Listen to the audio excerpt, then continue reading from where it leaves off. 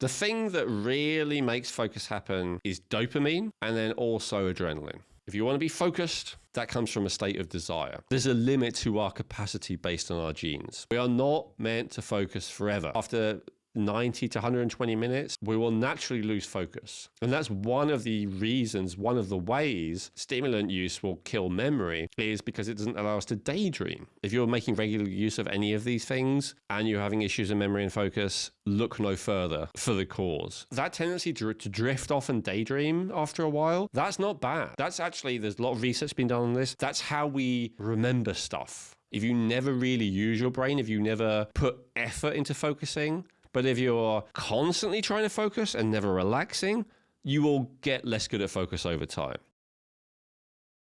Hi, and welcome to the Rejuvenate podcast. I'm your host, Chrissy Hawks, and I am here with my co-host, Elwin Robinson. And today we are talking memory and focus. Elwin, why memory and focus today? Why did you want us to discuss this topic? That's a good question. Well, it's obviously super important in this day and age, I would say more than ever before. You know, up until maybe a few hundred years ago, we were basically doing the same monotonous jobs all day, every day, most of us. And so that capacity to hold on to a lot of information and to focus despite a myriad of distractions was not a thing. And in this day and age, it is crucial to even be able to function, let alone thrive, to actually have a really good level of focus because of the amount of distraction all around us. And you could say that memory is less important in a way because we have all these devices and all the rest of it to record things for us that didn't used to be the case. But another way, you know, we are absolutely inundated with information, and there's a great opportunity, a great gift, and a great potential issue with that, right? We have more useful, relevant, enlightening information at our fingertips than, you know, you and I do, Chrissy, than, you know, the great kings and emperors of the older times ever did. And yet, on the other hand, we have more absolute nonsense and triviality and, you know, falsehood and distraction at our fingertips too. So I feel like these skills have always been important to really thrive, but these days they're important to just survive. Plus, as we'll go over, it really feels like these are things that are on the attack. This is something that I'll be honest, in a way, it could have been the first episode because of how important it is. I do sometimes do that with clients. I will focus on getting this fixed first if necessary, because otherwise they can't even follow, you know, the rest of the program, as it were. So it's like a basic thing. I have tended to not teach it too much to a broader audience because this is one of the areas I have to admit I have privilege. You know, it's one of the few genetic gifts I've had, I would say. I've had lots of genetic drawbacks, but I've had good memory genetically, and probably maybe not a good focus, but certainly still not as good as memory, but still above average. So I've always felt for these things that are easier for me than most, who am I to talk about it? But actually, the truth is, as I said, I want to help people, and often it is one of the most important things that actually helps. And I do know a lot of stuff that will actually help. So I thought, yeah, let's do it. Simple as that. I know I've been wanting this one for a little while because mine fails in comparison to yours. I'm just like, oh, please help me. But so this speaks to, you know, here's one of the things that we, you know, we do see a lot, and it's definitely out there, and it's a complaint that comes up for a lot of people as they age. You know, it's like, why does a person's memory begin to, you know, in essence, fail or get worse as they age?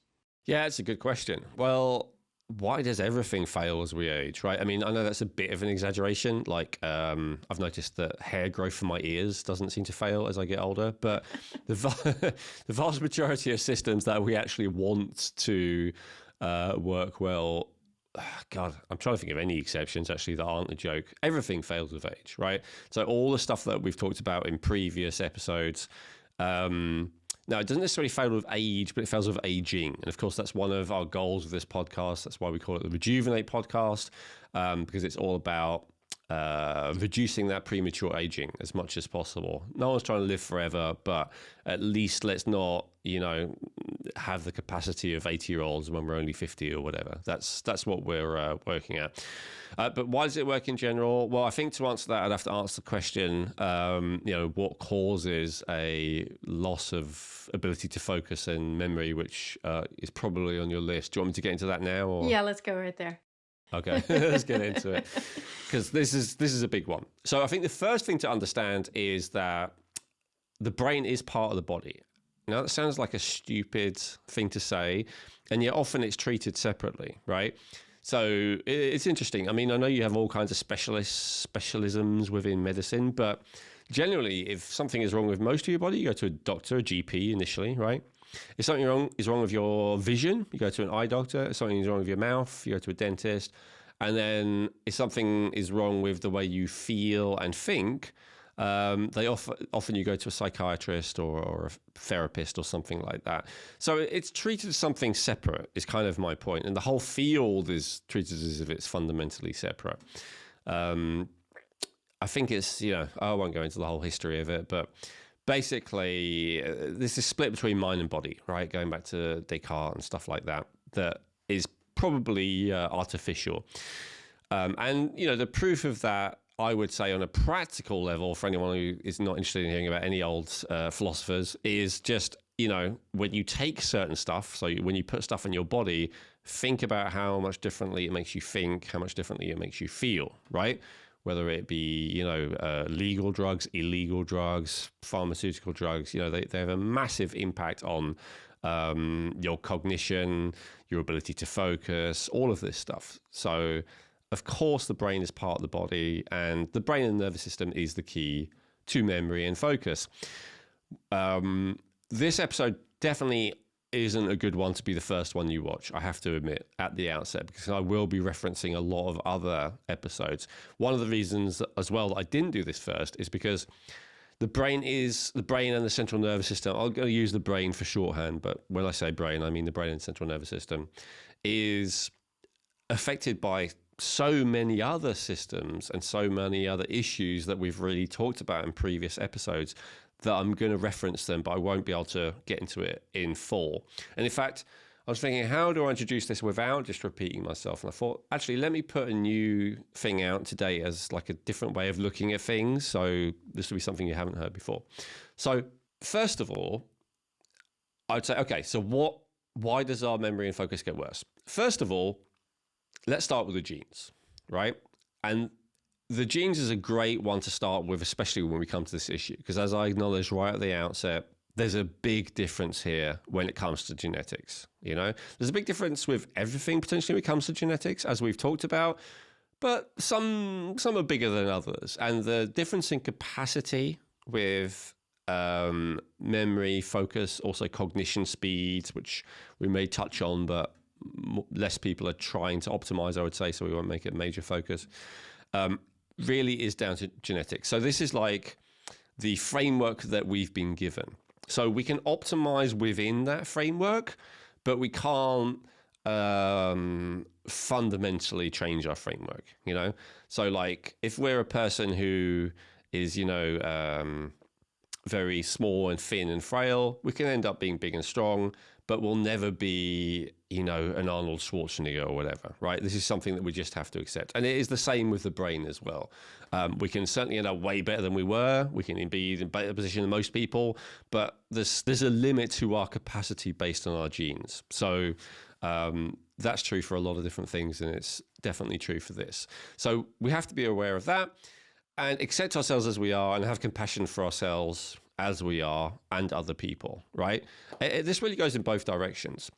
Meaning if your capacity is less than average, then have compassion for yourself, but also realize for other people it is easier. And so don't find it so weird that they don't struggle like you do. But more commonly, the compassion is required in the other direction, right? If it's easier for you, recognize that it's not so easy for other people. Okay, so that's the starting point. But within that, what are the factors? Because we can't really control that, right? Yes, there is a thing called epigenetics where we can express certain genes and not express other genes. We talked about that a lot in the genetics episode, so I won't go into that again.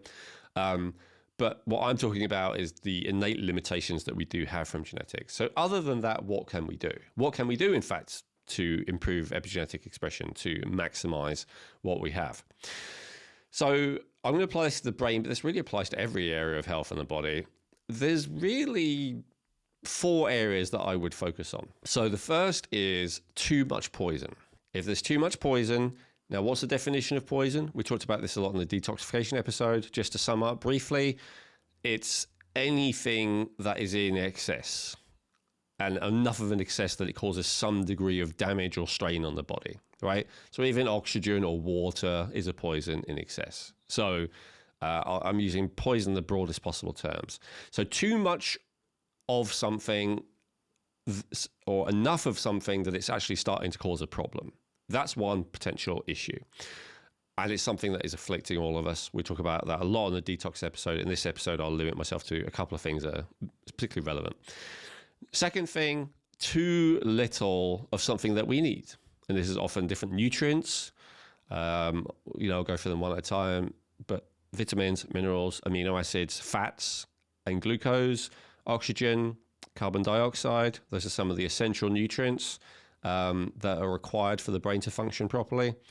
If we have and then there's hormones and neurotransmitters, which we'll also talk about. Too little of any of those, and we can expect the function to go down. So just those 2 answers. If over time there is more and more poison building up, damaging the system, damaging your genes, damaging your cells as they try and replicate themselves, the cells are going to be replicated more and more imperfectly because of the damage to the genes by the poisons. And the cells are going to replicate more and more imperfectly because of a lack of building blocks, a lack of the nutrients that are required, both to literally build the building blocks and also to give the correct signals and support the correct processes and all the rest of it. So if that sounds really complicated, simply too much bad stuff building up, not enough good stuff. Not a good thing. To make what we need. Now, is that an inevitable part of aging? That is $1 million question that I don't think has been fully answered. There's stories in the Bible and in the folklore of many different countries of people living for hundreds of years, easily and stuff like that. Is that possible? Who knows? It's not proven, right?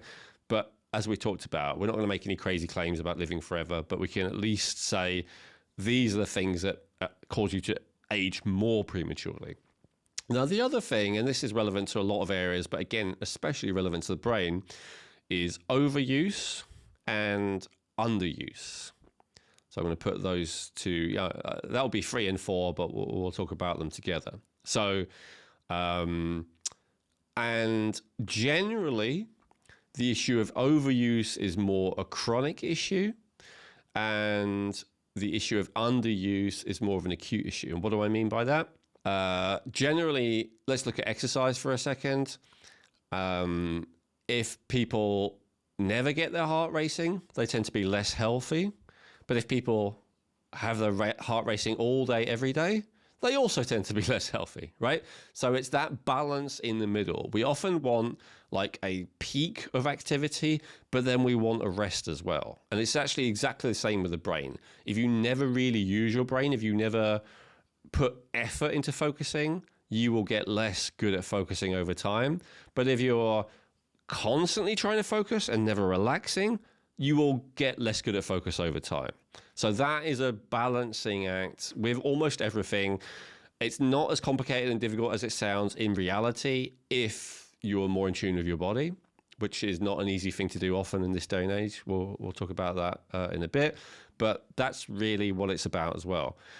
I feel like those 5 factors really explain it all. Now, of course, we can go into more detail with those, and I have done before, right? Like there are different types of categories of nutrients and different kinds of things that we're overusing maybe and all the rest of it. But like fundamentally, that's it. So that's what I'll break everything down through that model. So does that make sense before I Yeah, get it into does. it? Yeah, just give us a quick recap on those things, and then yes, please carry on. So your genetic framework is what you've got to work within. Then within that, too much poison, too little nutrients or other stuff you need, overuse, underuse. That's Perfect. basically it. Yeah, that's really good. And I do know, like, oh, I can't remember where I read it or listened to it or something. It was saying after a certain amount of time where you've been focused, actually in the long run, you'll be more productive if you give yourself a break after a certain amount of minutes and then come back. Just to what you say for that overuse of that brain, you when you give yourself that break, you are more efficient throughout the day. Yeah, I believe that's called the ultradian rhythm, and it's something like 90 to 120 minutes. So yeah, we'll talk about that when we get to practicalities. But yeah, exactly. Okay, so a little bit more theory. So first of all, let's start with the poisons. So a lot of the even mainstream Western medical scientific understanding of what causes a lot of issues is inflammation. What's very recently come into focus within that mainstream establishment is the effect of inflammation on the brain and how important that is. When the brain and the central nervous system have some degree of inflammation, this can be a major contributing factor to depression, anxiety, and all kinds of other mental illness issues. Possibly the cause, possibly a contributing factor, but it's no less an issue and a cause towards being able to think less clearly, being able to think less quickly, not being able to focus, not being able to hold on to stuff. It's the same basic issue. And so what causes brain inflammation? It's a complicated subject, but we're starting with the idea of too much poison, right? And so I do recommend people watch our episode on detoxification to get more understanding of that. But I'll just kind of zoom in on the segment of that we talked about when it comes to the brain. So when the liver, the body's main toxin processing center, becomes overloaded, even temporarily, because you've had a binge or something like that, or because you haven't slept enough, whatever it may be, it will then put that excess toxicity that it can't deal with back into the blood supply for the kidneys to filter. But the problem is, if it's in the blood supply, it will get to the brain and the central nervous system. Now, not all of it will, because the brain has this thing called a blood-brain barrier, which you may have heard of, which is supposed to stop that happening.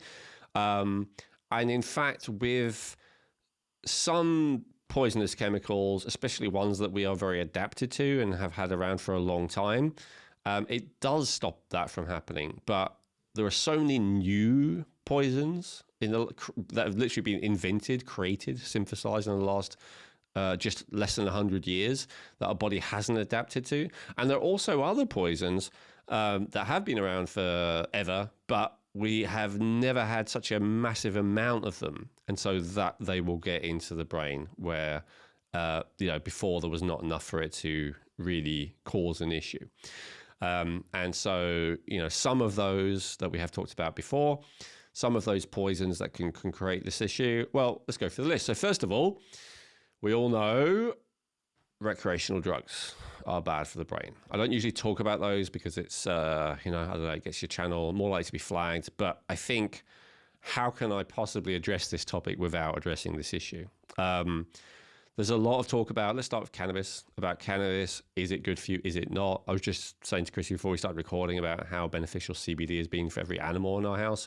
I'm not against the hemp plant. In fact, I'm wearing hemp trousers right now. But so I'm not like super anti it or anything like that. But in terms of THC, certainly, and even CBD, despite me being a supporter of it overall, there is evidence that it definitely impacts memory in a detrimental way long term, and it certainly does impact focus in a detrimental impact short term, right? I mean, it does it with memory short and long term, as in when you are high, your memory will be worse, and then over time it will get worse and worse as well. And then I haven't seen the studies that say you get worse at focusing over time, but I would not be surprised at all. So this is one major one, but it's not the only one. The stimulants, to some degree, especially the major ones like your amphetamines and your cocaine, absolutely, with chronic use over time, will damage your ability to both remember and focus. There are loads of studies on that. But I would say probably the worst, the really bad ones, are the ones that are in the depressant categories. So your tranquilizers, your benzodiazepines, your ketamine. And again, I know that a lot of these things, ketamine, cannabis, sometimes help people in certain contexts, but I'm talking about chronic use over time. Animal nitrate is a big one. Party drug that absolutely ruins the memory. Ecstasy, MDMA. Over time, again, doing it once won't probably do it, but you do it again and again and again, it's going to damage that ability to remember and focus. So a lot of what I just mentioned so far, not all of them are dopamine agonists, dopamine stimulants. So they actually make you kind of able to focus even stronger. And psychedelics, I didn't even mention those.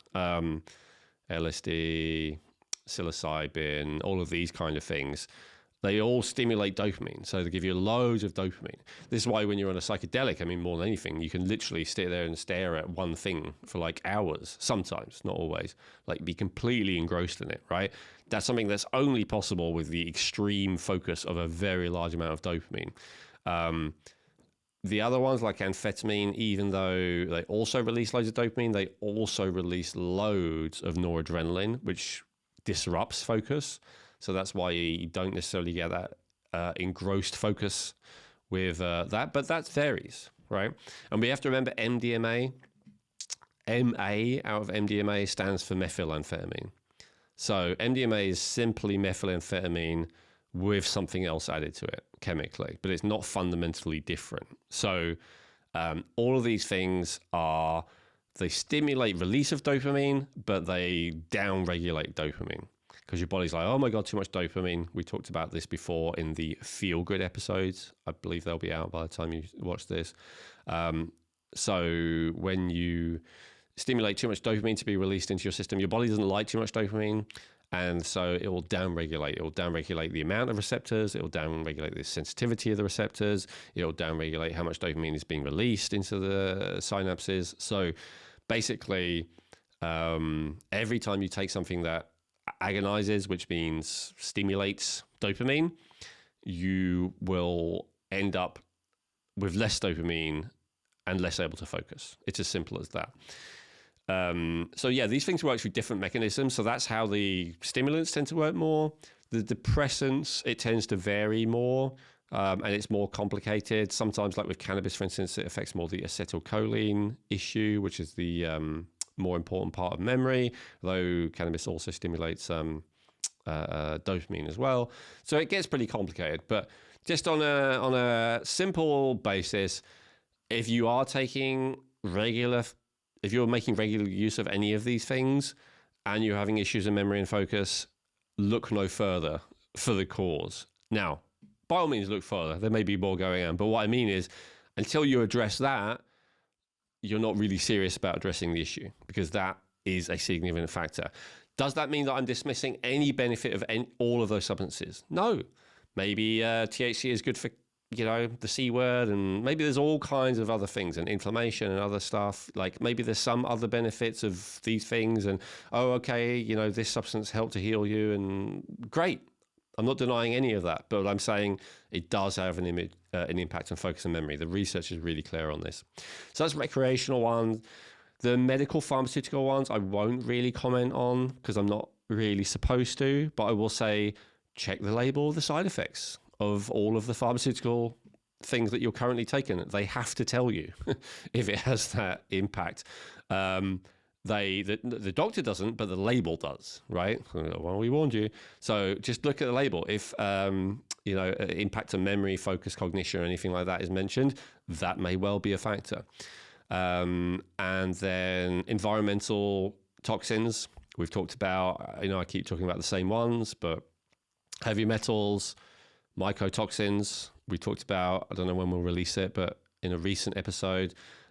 These are both things, as I talked about in the episode, that part of the reason they're so troublesome as toxins is because they're hard to get out of the body. But one of the other reasons they're so troublesome is because they absolutely do impact the brain and the central nervous system.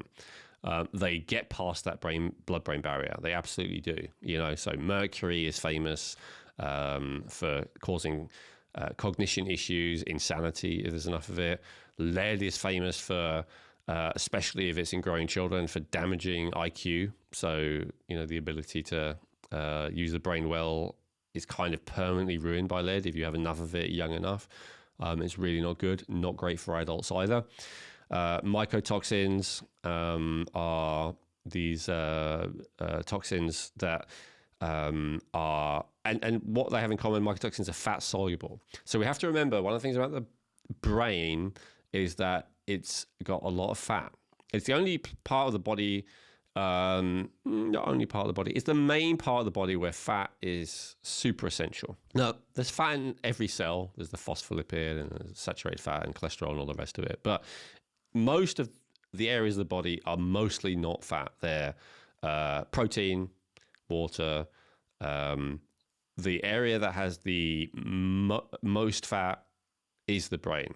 And so the fat-soluble toxins, like the heavy metals, mycotoxins, cannabis as well as another one, they will tend to have a specifically bad effect on the brain. And in fact, they do.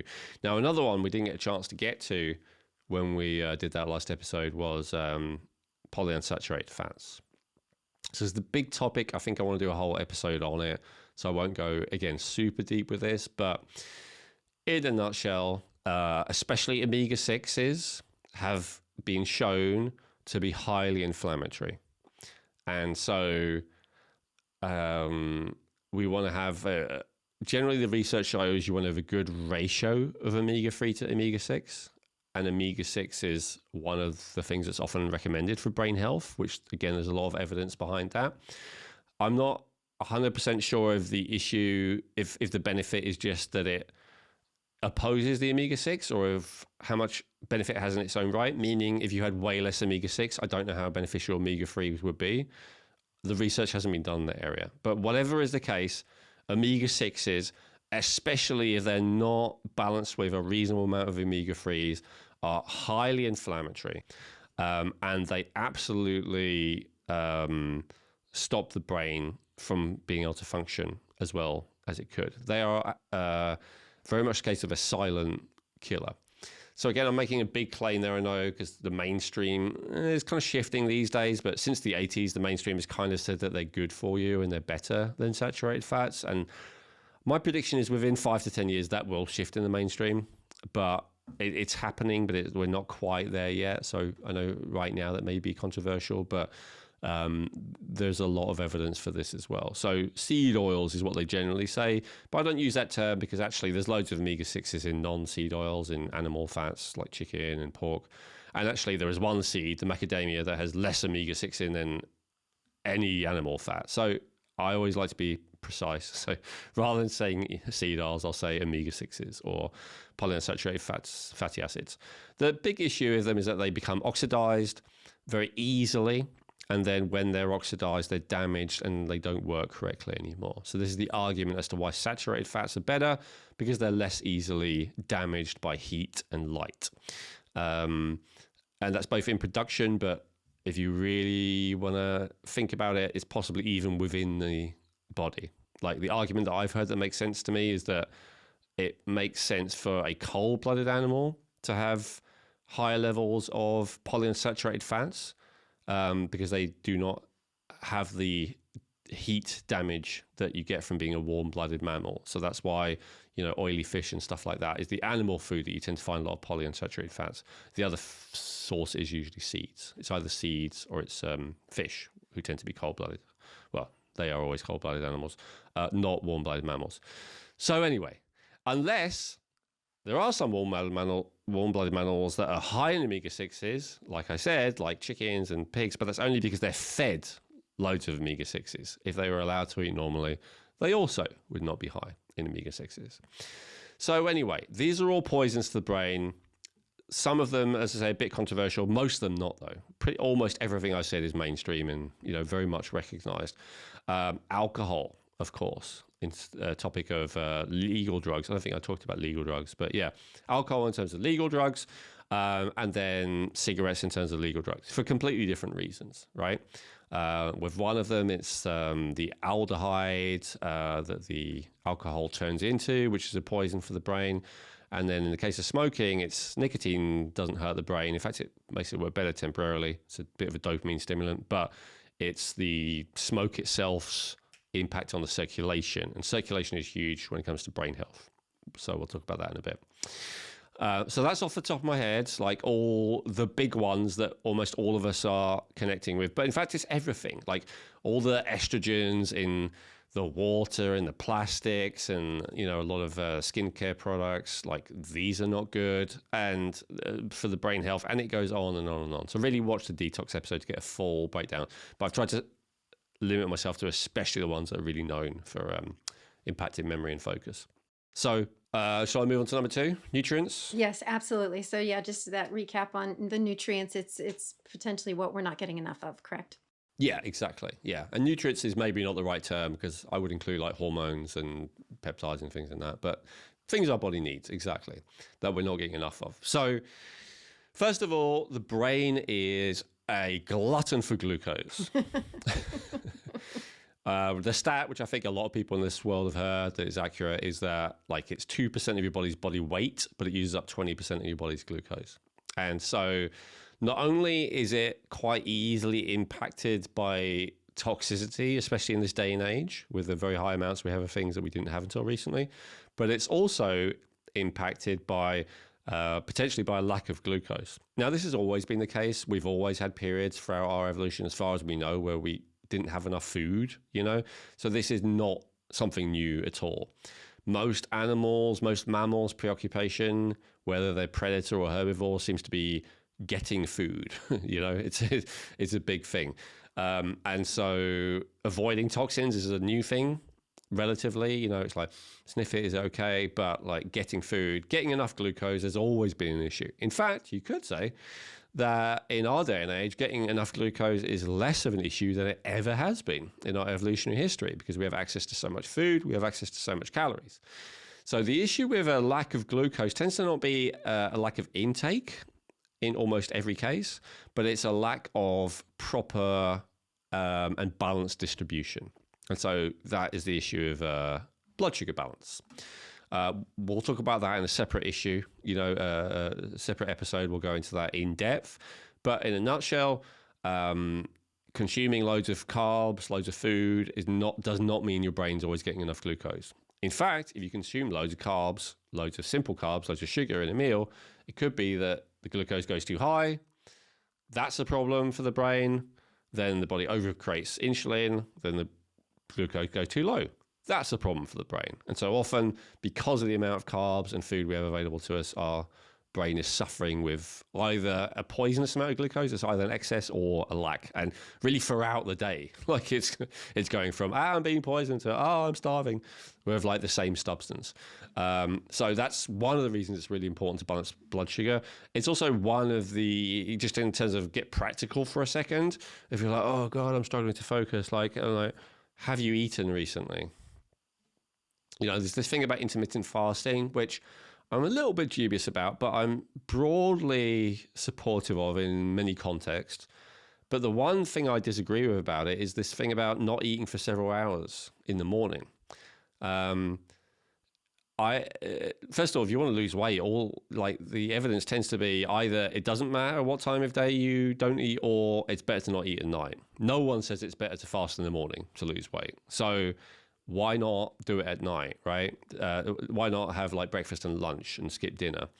Of course, the answer to that usually is practicalities, right? People are working, people are busy. But I'm saying from an optimal health and weight loss and all the rest of it point of view, it really makes no sense to skip breakfast.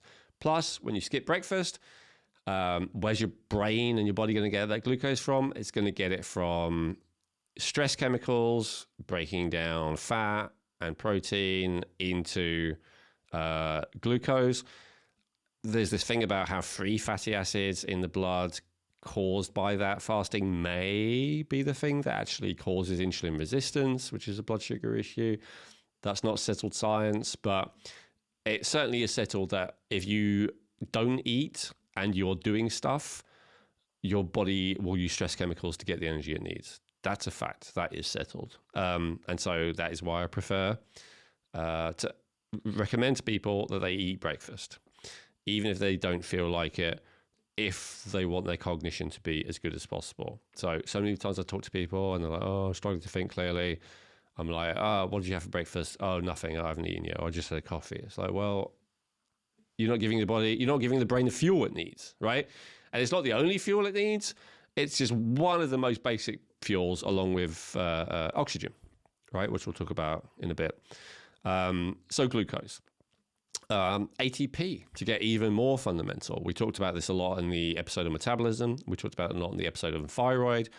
But if you really want your brain to be optimal, with focus and memory and all the rest of it, then it needs enough energy.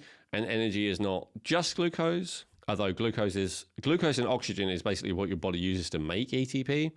But if you have an issue where your metabolism is too slow, then even if there's enough glucose and even if there's enough oxygen, it still won't make enough, or at least an optimal amount of ATP, right? So all of that stuff we talked about in that episode, maybe you need thyroid support, maybe you need to do the other stuff that we talked about to optimize metabolism. That's another factor.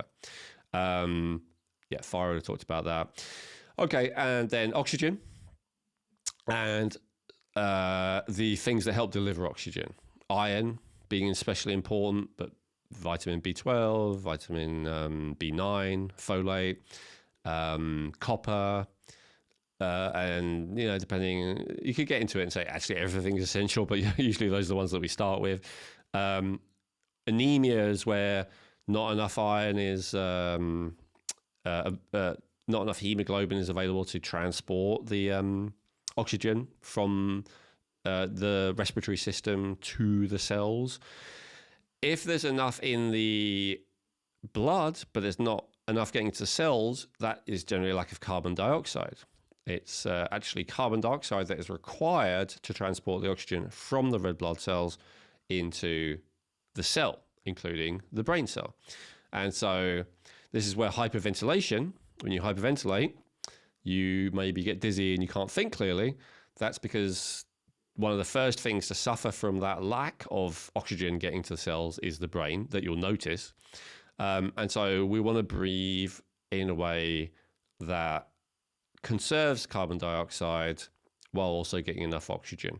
I don't actually know if we've talked about that. I think we talked about it a bit in cardiovascular health, but maybe we can do a whole episode on it at some point about getting that balance right.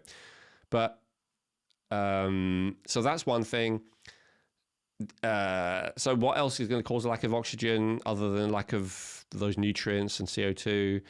Blockages, right? Arterial plaque, calcium buildup, clots. And we talked about that in the cardiovascular health episode. Clots, of course, especially famously, will cause no oxygen to go to the brain, which is called a stroke, which can kill you. So, but it doesn't go from nothing dead. It goes, from nothing, a little bit, a bit more. And often we don't notice, but the early signs are, perhaps not being able to think as clearly as before, not being able to focus and all the rest of it. I'm not saying if you have those symptoms, you have that issue, but I'm saying you don't know if you have that issue. That's the main thing about cardiovascular health, is you don't notice anything until you have a serious event, which is why doctors and I encourage you very strongly to test those regularly, especially as you get older. So that's really important.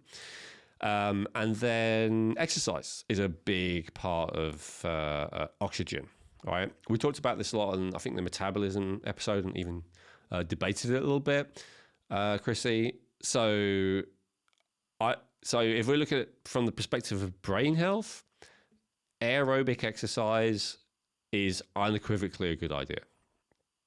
It improves by temporarily, but by kind of by increasing that demand, for oxygen temporarily by really pushing yourself.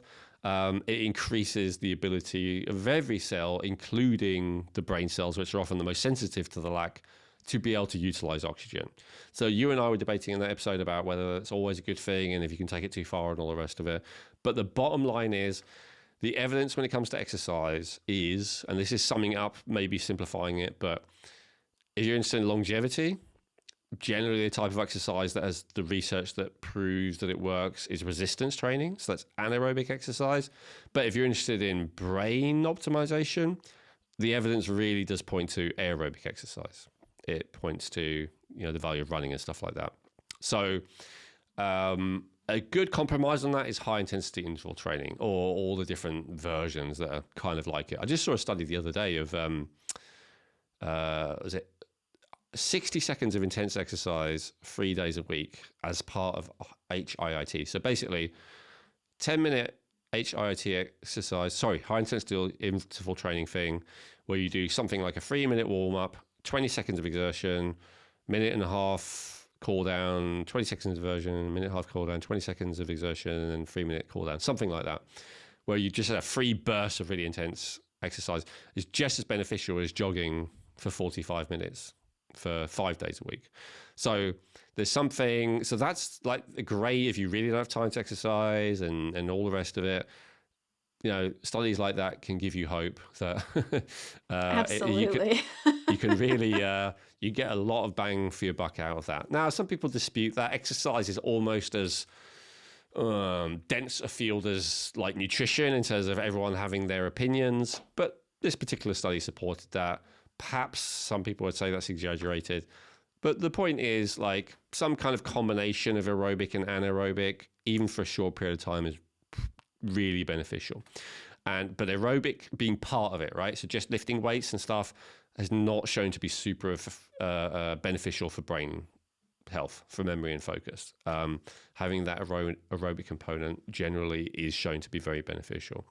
And so this is often the case. There's even, people who are more like brain-based workers, they often do prefer aerobic exercise for whatever reason. Like, I don't know what to call it, a white-collar professional class or whatever, right? And there's this theory that maybe this is why that is. I don't say that. I don't really prefer aerobic exercise, but again, as I said, I'm really lucky when it comes to this. If I were looking to optimize this more, then I would make sure that I did it, even though I don't. And just to clarify, so I mean, I know that there's the anaerobic is when you're going out of breath and you're not able to really catch it. So you're talking about that mixture of being able to catch your breath and being out of breath, and that how those two in that HIIT combination can be really beneficial for brain health overall. Yes. I mean, the HIIT is just generally beneficial. The aerobic has been shown to be more beneficial for brain health. The anaerobic has been shown to be more beneficial for longevity. And I'm saying, like, the HIIT is a really good combination that basically ticks both boxes. Great. Perfect. We talked about the vitamins, the minerals, the aminos a little bit. Actually, let's do the neurotransmitters first. So for focus, the thing that really makes focus happen is dopamine and then also adrenaline.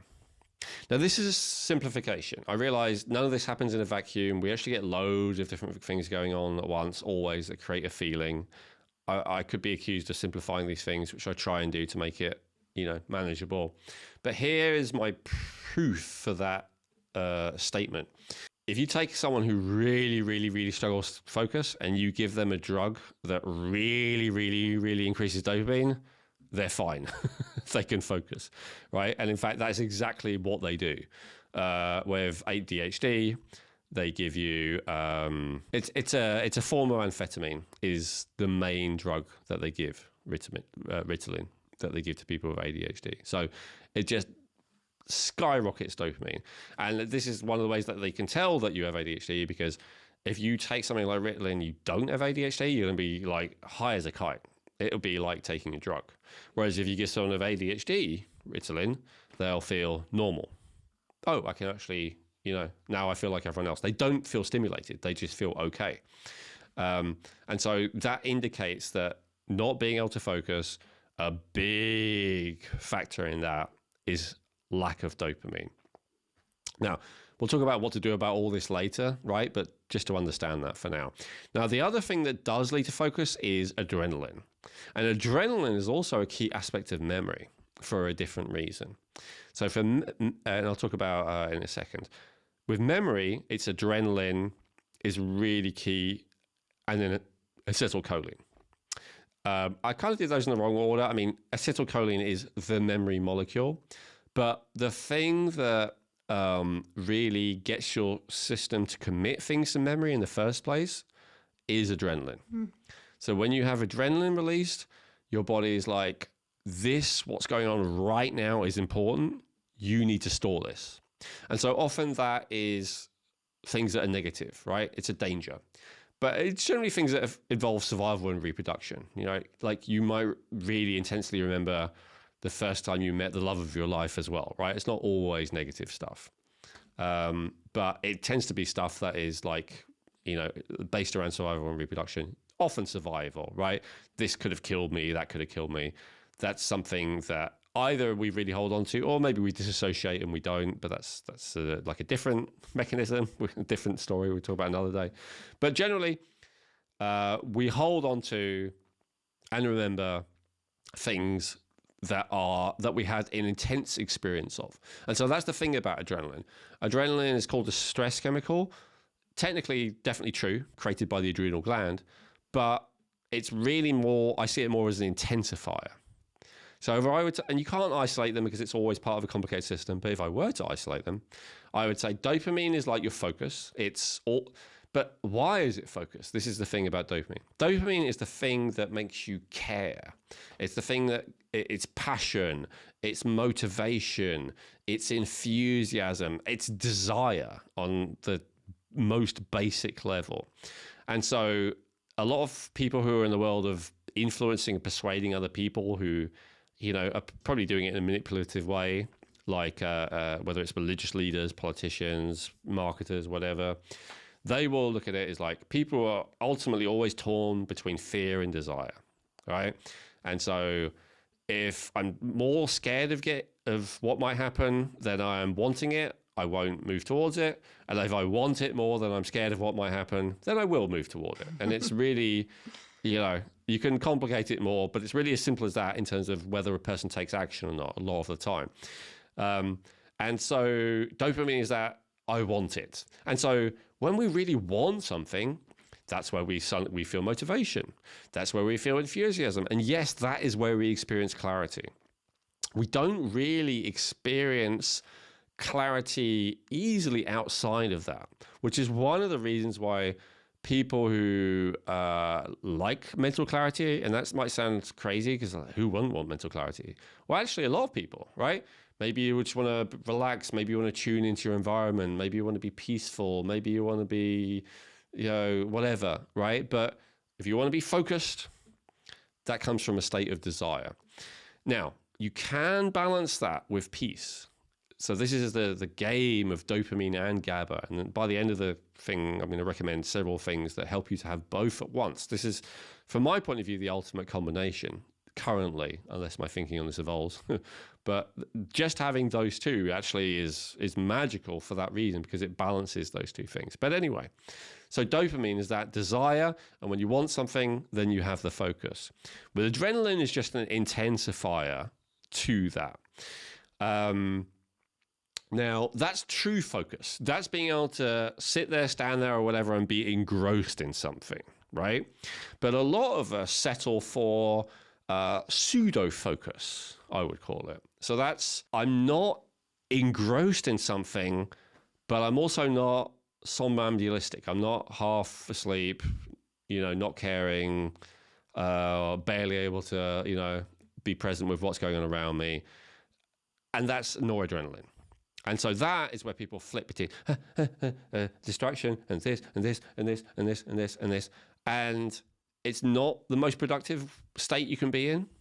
Dopamine is the most productive state you can be in. But the noradrenaline state is still way more productive than the kind of shut down state.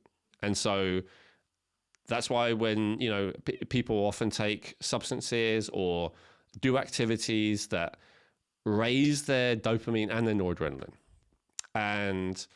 But over time, the dopamine down regulates and the noradrenaline doesn't.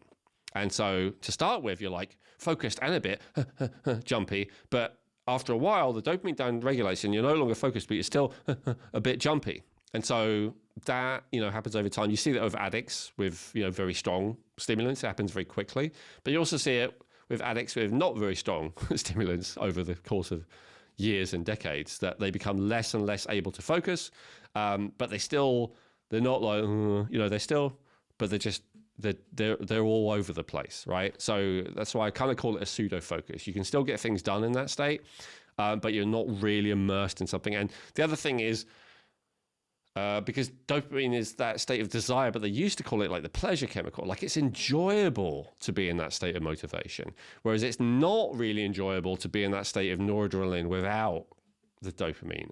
That's what you kind of feel like life is a struggle, and it's all about, and I just need to get through another day.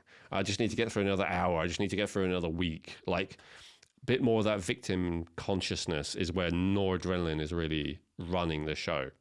And then, as I said, adrenaline is just an amplifier of each of those. So if you add adrenaline to noradrenaline, you'll be even more wired, even more scattered, even more, anxious. If you add noradrenaline to dopamine, you'll be even more engrossed, even more focused, even more motivated. We're going to take a quick break to share with you one of our amazing sponsors, Genetic Insights. What makes Genetic Insights uniquely valuable is that they test over 83 million different variants, which guarantees a 99.7% accuracy on all of their DNA reports.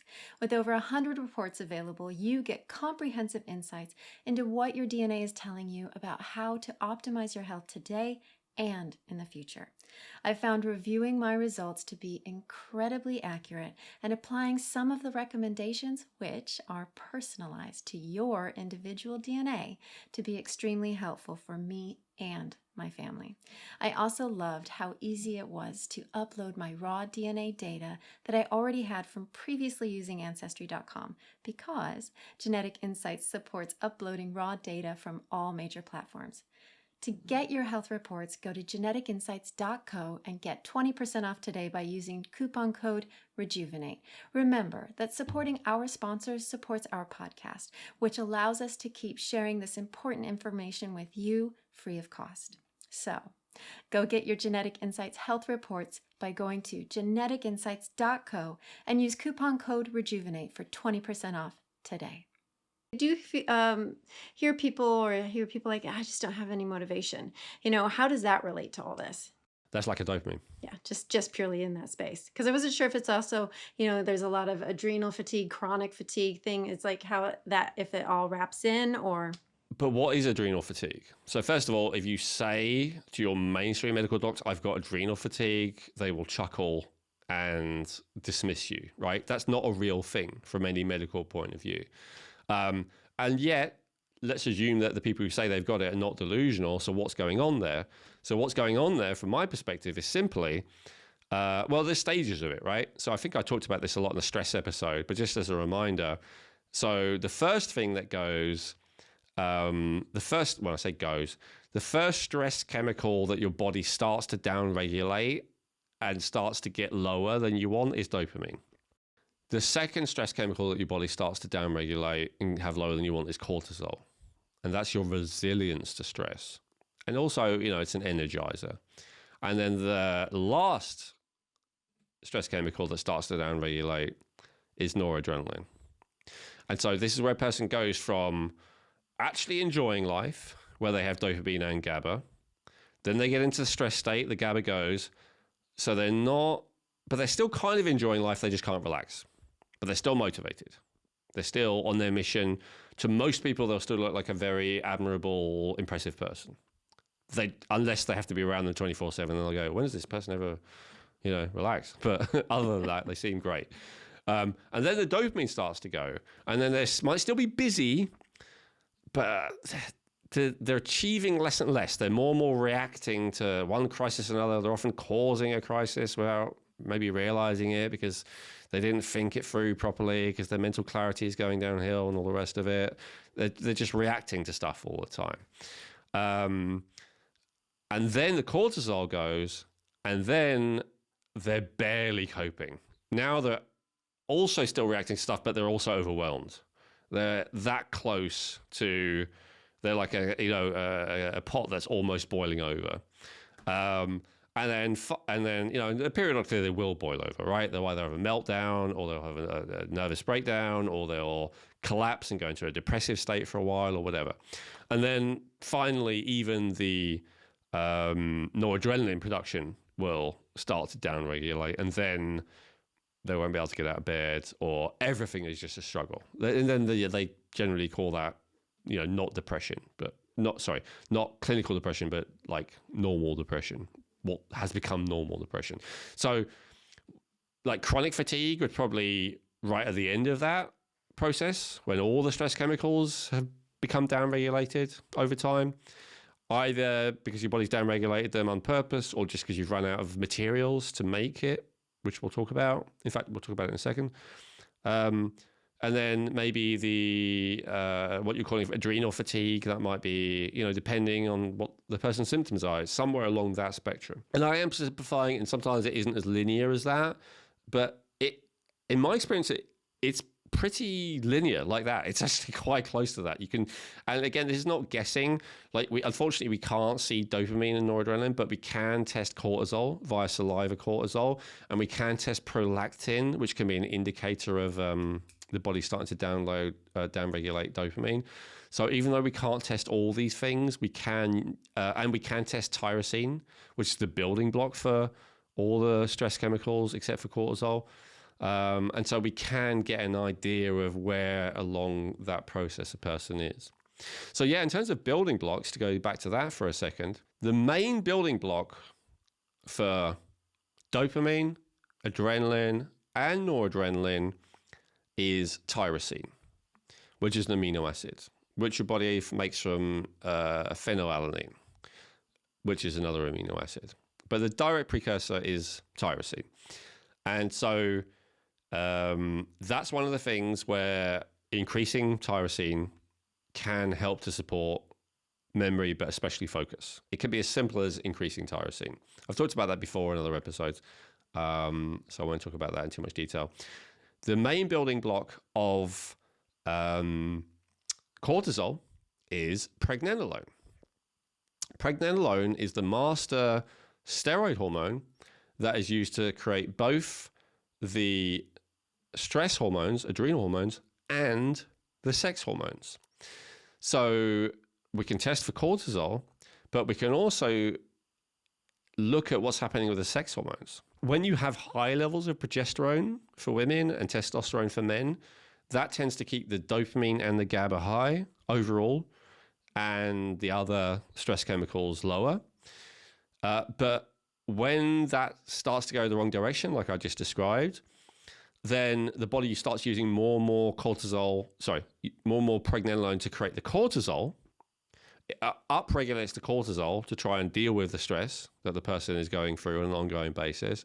And then there's not enough left to create also optimal amounts of sex hormones. And this is referred to as the cortisol steal.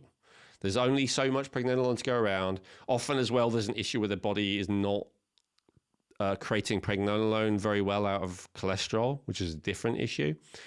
But there's not enough pregnenolone, and then too much of it is being used for cortisol, and then there's not enough for testosterone and progesterone, which then means, and then when a person's stressed, more of it tends to get turned into estrogen, which supports the stress cycle even more. So it's this vicious circle cascade that I've really talked about in different episodes that basically leads to a situation where a person's in that stress state and they don't know how to get out of it, right?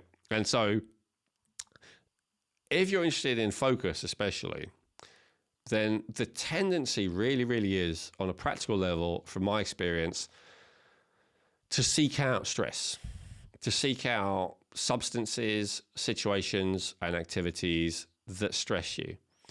Because, like, we don't want to get to that end of that cycle I just talked about. Like, have you ever heard the phrase, or maybe said the phrase, oh, if I go and rest, if I sit down now, I'm never going to get up again? Have you ever said that, Chrissy? I actually don't know. I'm asking. I have no idea if I've said exactly that thing, but I'm pretty sure I've experienced that. It's like, I just got to keep going because otherwise I'm not going to get up. Okay, there you go. So you said it to yourself, right? Oh, yeah. Well, I mean, I must have done when I was young, but I crashed so young, like almost 20 years ago now, that I unlearned that. But yeah, this is ubiquitous, as you just said. Like loads and loads of people have that mentality. I just have to keep going. I have to keep going. This is not something that is going to lead to optimal brain function, and especially not optimal memory. I would say the distinction is you can fake focus for a long time. Remember, I talked about pseudo focus that you can have. That's actually, it's not ideal, but it still allows you to be more productive than most people if you have, a strong mind. But there's no such thing as pseudo memory. And so what I find is that people who are more and more stressed and depleted, they will often keep themselves going with stress or stimulants, and they will still be able to function. They will still be able to focus enough. They will still be able to, think quickly enough, because the speed at which you're thinking is related a lot to your level of those stress chemicals. And so they'll appear to still be quite mentally quick and mentally sharp. But the one thing that you can't fake is actually remembering. Now, as I said, if the adrenaline is high, then you will remember that. But the thing is, dopamine can be chronically high for a little while before it downregulates. Noradrenaline can be chronically high for a long time. Cortisol can be chronically high for a long time. Adrenaline is not chronically high. Adrenaline really is something that peaks and then crashes very, very quickly again. So what I'm saying is adrenaline is not a reliable way of committing things to memory on an ongoing basis. And so then you're really left with acetylcholine functioning correctly. And so acetylcholine, you're subject to all the same issues as we've talked about. The poisoning can stop it working correctly, a lack of the building blocks can stop it working correctly.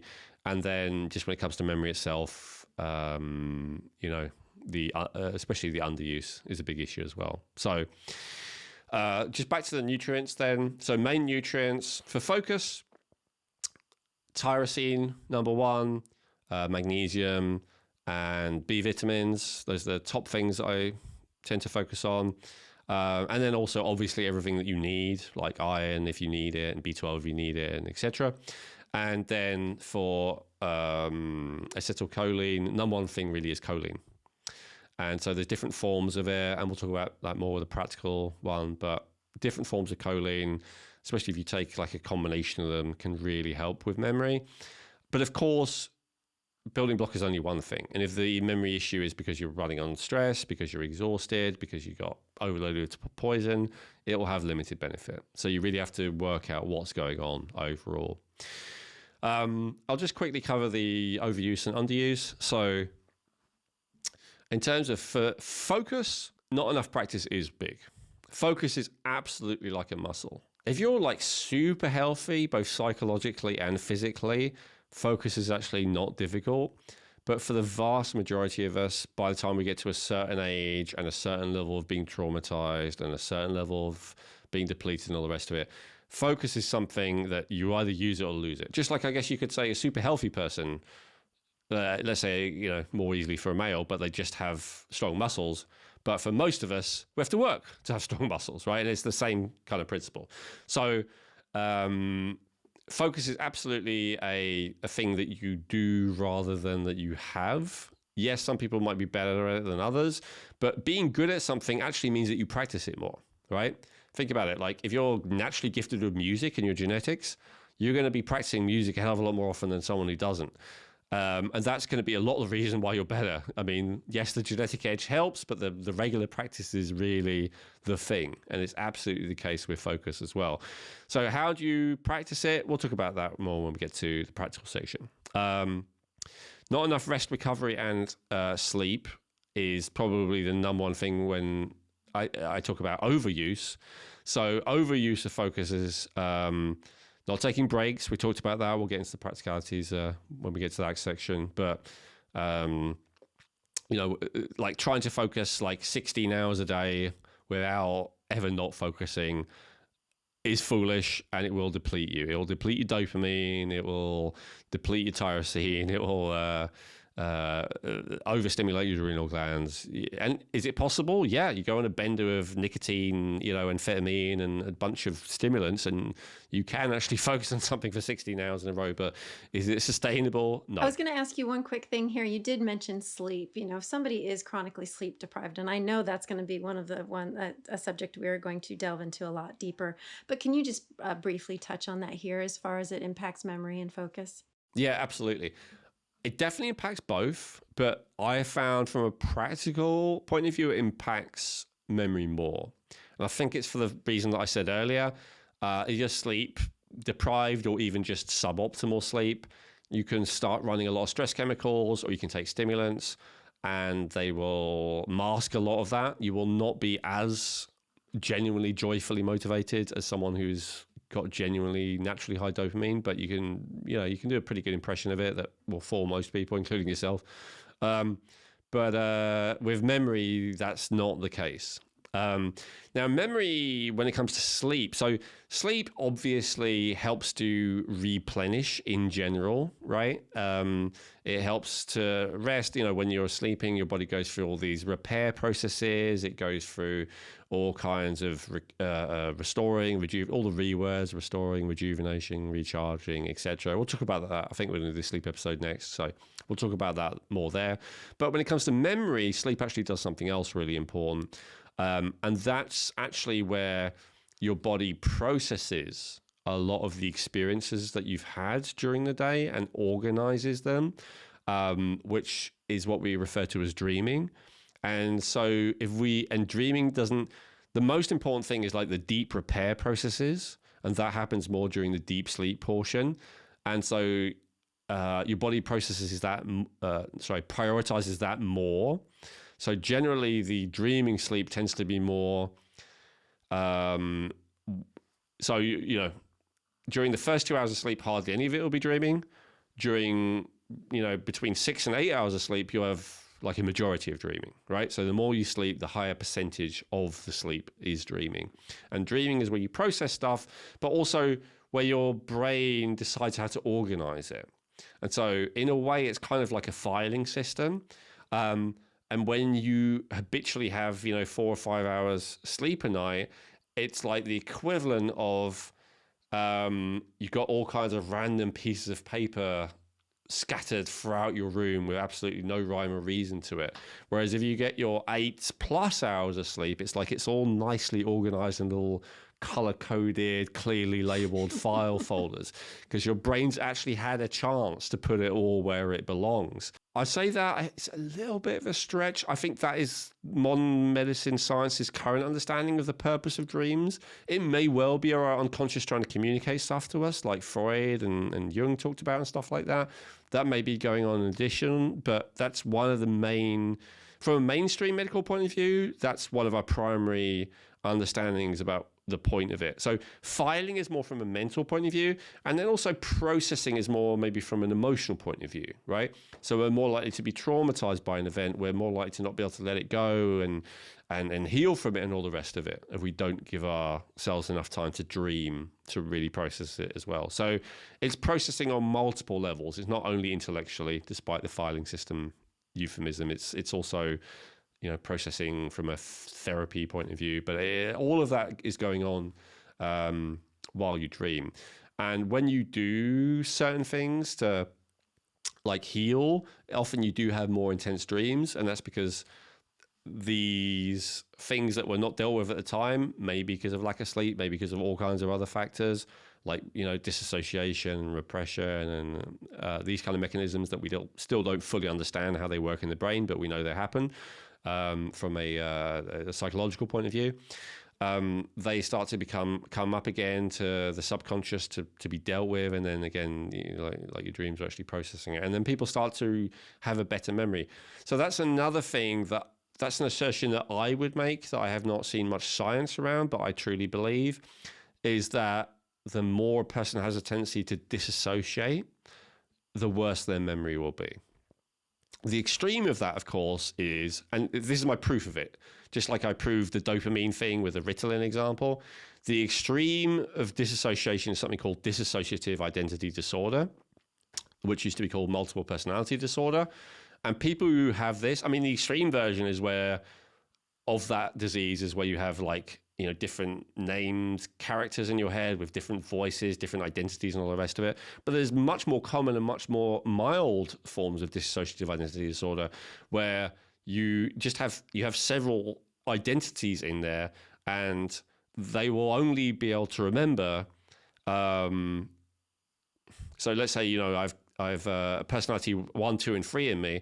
Personality 1 will often only remember what happened when personality 1 was in charge, if that makes sense. And personality 2 will only remember what happened when personality 2 was in charge. So there's something about the process of disassociating which seems to segment and create a wall to memories.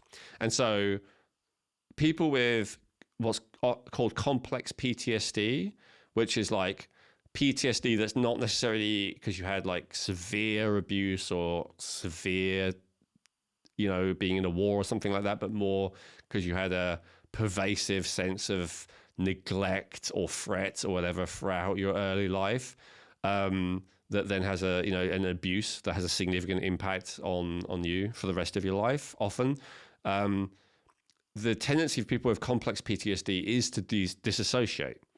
And this is basically because if you are in an environment where you cannot fight back and you cannot escape, you can't fight or flight, then, as we talked about in the stress episode, going into shutdown is your only solution.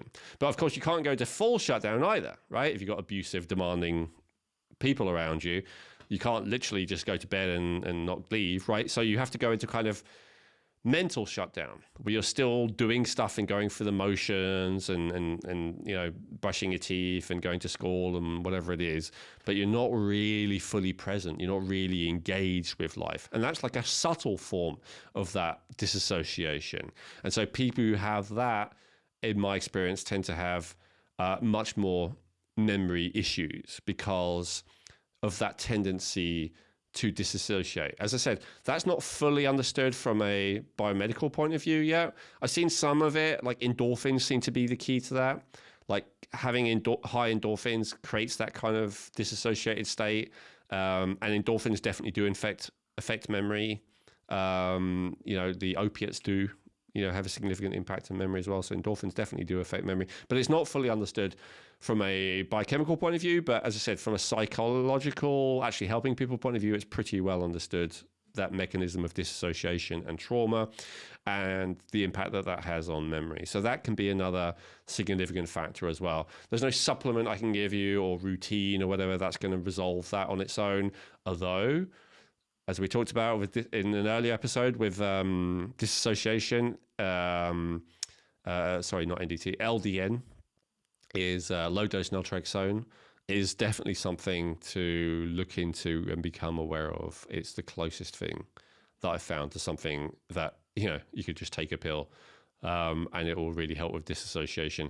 However, not a good idea to do it unsupervised, because a lot of the reason why we are dissociated in the first place, chronic dissociated, is because we have these traumas that we have compartmentalized. And so once you start removing the disassociation, often the trauma can come into conscious awareness. So not something that you want to do.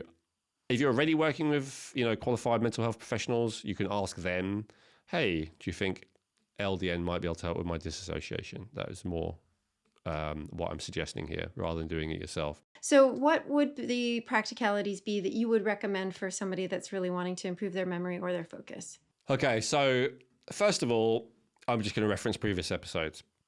If you have severe digestive issues, that means there's a very good chance that you're going to have a lot of poisons leaking into your bloodstream, which will stop you being able to think and focus clearly and can absolutely impact memory. So get your digestive system sorted out. We got a whole episode on that. If you have significant cardiovascular issues, that means that it's very likely that an optimal amount of oxygen and glucose is not getting to the brain, which means it's going to be a struggle to be able to focus and remember optimally. So you need to get that sorted out. If you have a blood sugar imbalance issue, then you will have times throughout the day where you're just great when it comes to clarity and focus, and you're going to have a lot of times today when you're not. And so that has to be resolved as well. As we talked about, the alternative is to be on the stress cycle, which has some benefits compared to being completely shut down, but is not ideal. If your thyroid is underactive, which from my point of view, from a suboptimal point of view, is way more common than most people realize these days. They actually, 100-ish years ago, they were way more on top of this for whatever reason than they are now. That can absolutely hold you back, because the thyroid is the key to energy production. And as we said repeatedly, your brain is an absolute glutton for energy. So thyroid is really, really key. If you're underactive thyroid, then you will never have the optimal memory or focus. Stress. We talked a lot about this already, but definitely check that episode out as well. Because I've kind of breezed past a lot of terms here, like dorsal vagal and stuff. That really explains everything very fully. Sleep. I think we're filming that one next. I'm not sure if it will be out yet, but that's a huge part of things, right? If you are not sleeping enough on a consistent basis, it's impossible. It's yet another thing that makes it impossible to actually be able to focus and remember well, even if you're blessed genetically. Like I have to say, like after the period where I was really struggling, that I've related in other videos, and wasn't able to sleep well and all the rest of it, I would say both my focus and memory got way worse. I'm trying to quantify it in terms of percentile difference or something like that, but it meant that rather than feeling like it was easy, it was a struggle. Let's just put it that way. And so that, for me, that was a huge difference. Detoxification, we talked about that. There are certain toxins which are neurotoxic. They absolutely damage, and if left unchecked over time, destroy the nervous system. So you have to be aware of that possibility, especially if you're doing a lot of the more obvious stuff and it's not helping and it's not working. So we have an episode on that. And then inflammation. I talked about brain inflammation being key. Brain is obviously often one of the first places it shows up. Now, this does vary by genetics. We've talked about this before. Wherever you have your genetic weakest link is where you'll tend to notice it first if you're suboptimal. But all other things being equal, the brain is often one of the first places that it shows up because it's more sensitive and more delicate. So often way before you get ill or get a diagnosis, you may be, I'm not thinking as clearly. I'm struggling I go in the room and I forget what I came in for. All of those kind of little things can be early warning signs. Beautiful. I do want to just come into this space of, I know we've talked a lot about the different things that can affect the brain. And how can somebody know if this is potentially a more serious condition, like whether it's just, I have some toxins and I really need to support my body's detoxification system to get it started, or whether there may be something more looming along the lines of maybe dementia or Alzheimer's? Well, that's a very good question. And I would not say that those toxins are an alternative to a serious situation. They often are a serious situation. And in fact, of course, this is not necessarily recognized from a mainstream medical perspective, but they are the cause of the serious situation. So if we look at one of the worst things that can happen in the brain, it's Alzheimer's, right? And so Alzheimer's is really, it's different in some ways, but fundamentally it's all the stuff that we talked about in the cardiovascular health episode really applies to that. So it's a buildup of plaque in the brain. It's a buildup of inflammation in the brain. Why does that happen in the brain? For not dissimilar reasons as to why it happens in the arteries, or why it happens in the liver or in the kidneys or in the joints or whatever. It's always the same mechanism. And that's why I would refer people again to that cardiovascular health episode to really understand the impact that those toxins, spoiler alert, it's often toxins that are actually creating that situation in the first place. Again, this is not mainstream, but mainstream doesn't have an explanation other than genetics, which I obviously don't deny. One of my companies is Genetic Insights, but there is no gene that guarantees these things. There are only genes that increase your risk or increase a tendency. So there's always another factor, at least, right? And this other factor, what is it? They talk about inflammation, sure, correct, but what's causing the inflammation, right? So they don't have an explanation. So be open to the one that I'm suggesting. Let's just put it that way to our viewers. Look, if you've got a different explanation that makes more sense, share it. I'd be interested to hear it, right? How can we test it? You can do an MRI or a CT scan. That's a good idea to do if you think there might be an issue. All the recommendations that I give are always assuming that you've already been to a medical doctor and they've already told you either there's nothing wrong or that what is wrong, there's nothing they can do. If they found something and they can help you, then take the help, right? And if you don't like the help they're offering, then sometimes I suggest maybe go to this doctor and they can give you different help, right? But all the advice I give is generally like assuming that the doctor has not found an issue. And definitely that's true for everything we're talking about with memory and focus. As to how you judge that, Chrissy, that's hard to say. I think probably one of the lines I would say that would indicate it's worth testing if you're resistant to it is if other people start to notice. Like if you think you're not being as focused and not remembering stuff as much as you did before, that's one thing, but that's quite subjective on your part. If it's bad enough that other people notice, because other people often are not paying too close attention to you. So if it's extreme enough that they can tell and they are concerned about it, then do not dismiss those concerns, certainly. And I'm not saying wait until then, by all means. I always say the earlier you test, the better. We talked about this in a previous episode. I think that the whole medical system is far too much based on fixing things once they've really gone really badly wrong. I'm a big fan of prevention and I'm a big fan of testing as early as possible. But I'm just saying if you are not a fan of that and you want to leave it as low as possible, then at the very least, once someone else notices, definitely test it. Thank you. I mean, we did talk about, the effects of recreational drugs, pharmaceutical drugs. And so let's say somebody's had a history of that. They've stopped that, as we talked about before. You have to eradicate the usage first, but then they go, okay, well, now what I've done something to my brain. How do I get that back? I mean, can an individual repair the potential damage that has been done? That's a really great question. And very relevant to me. I mean, I damaged my brain. I know my wife would not mind me saying that she has. A lot of people I know have. So this is a very real question to all of us. The short answer is yes. It absolutely can be fixed. In the past, they used to think that brain cells, once they were gone, they didn't come back. We found out this is not true. Now, what does seem to be true is that the older you get, the more difficult it is.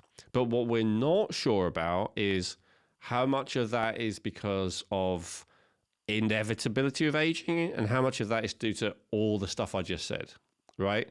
The lack of nutrients, the overuse, the underuse, the excess of poisons, right? My personal anecdotal experience with this, with working with myself and others, is that if you really commit yourself to optimizing all the things that we're talking about, that the shifts can be pretty radical. Especially if you do the more practical stuff that I'll share in the last section, that can really make a difference so nerves, neurons and brain cells and all the rest of it, absolutely synapses can be repaired, they can regrow. For me, I would say the biggest factor that's probably going to stop that happening that I see is excessive poisons. It's the body, both the stored poisons that maybe, you had mercury fillings a long time ago, they're still poisoning you, that kind of thing. But also the constant barrage of poisons that people are not careful enough about.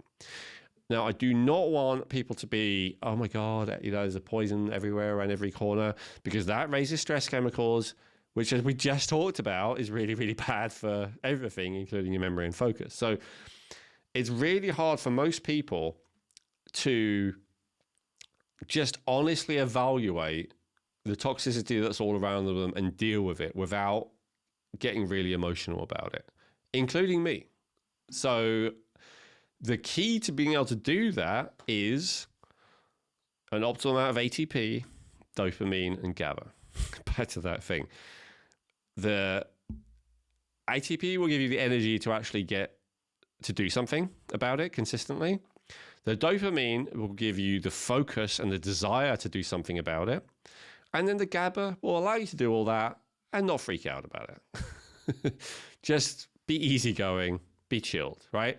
If we're talking about drug cocktails, we're talking about like, amphetamine, Xanax, and there really is no drug that genuinely increases ATP. But we're talking about that kind of combination. We're talking about full of energy and full of focus and all the rest of it, and yet super relaxed and chilled and centered and grounded and calm all at the same time.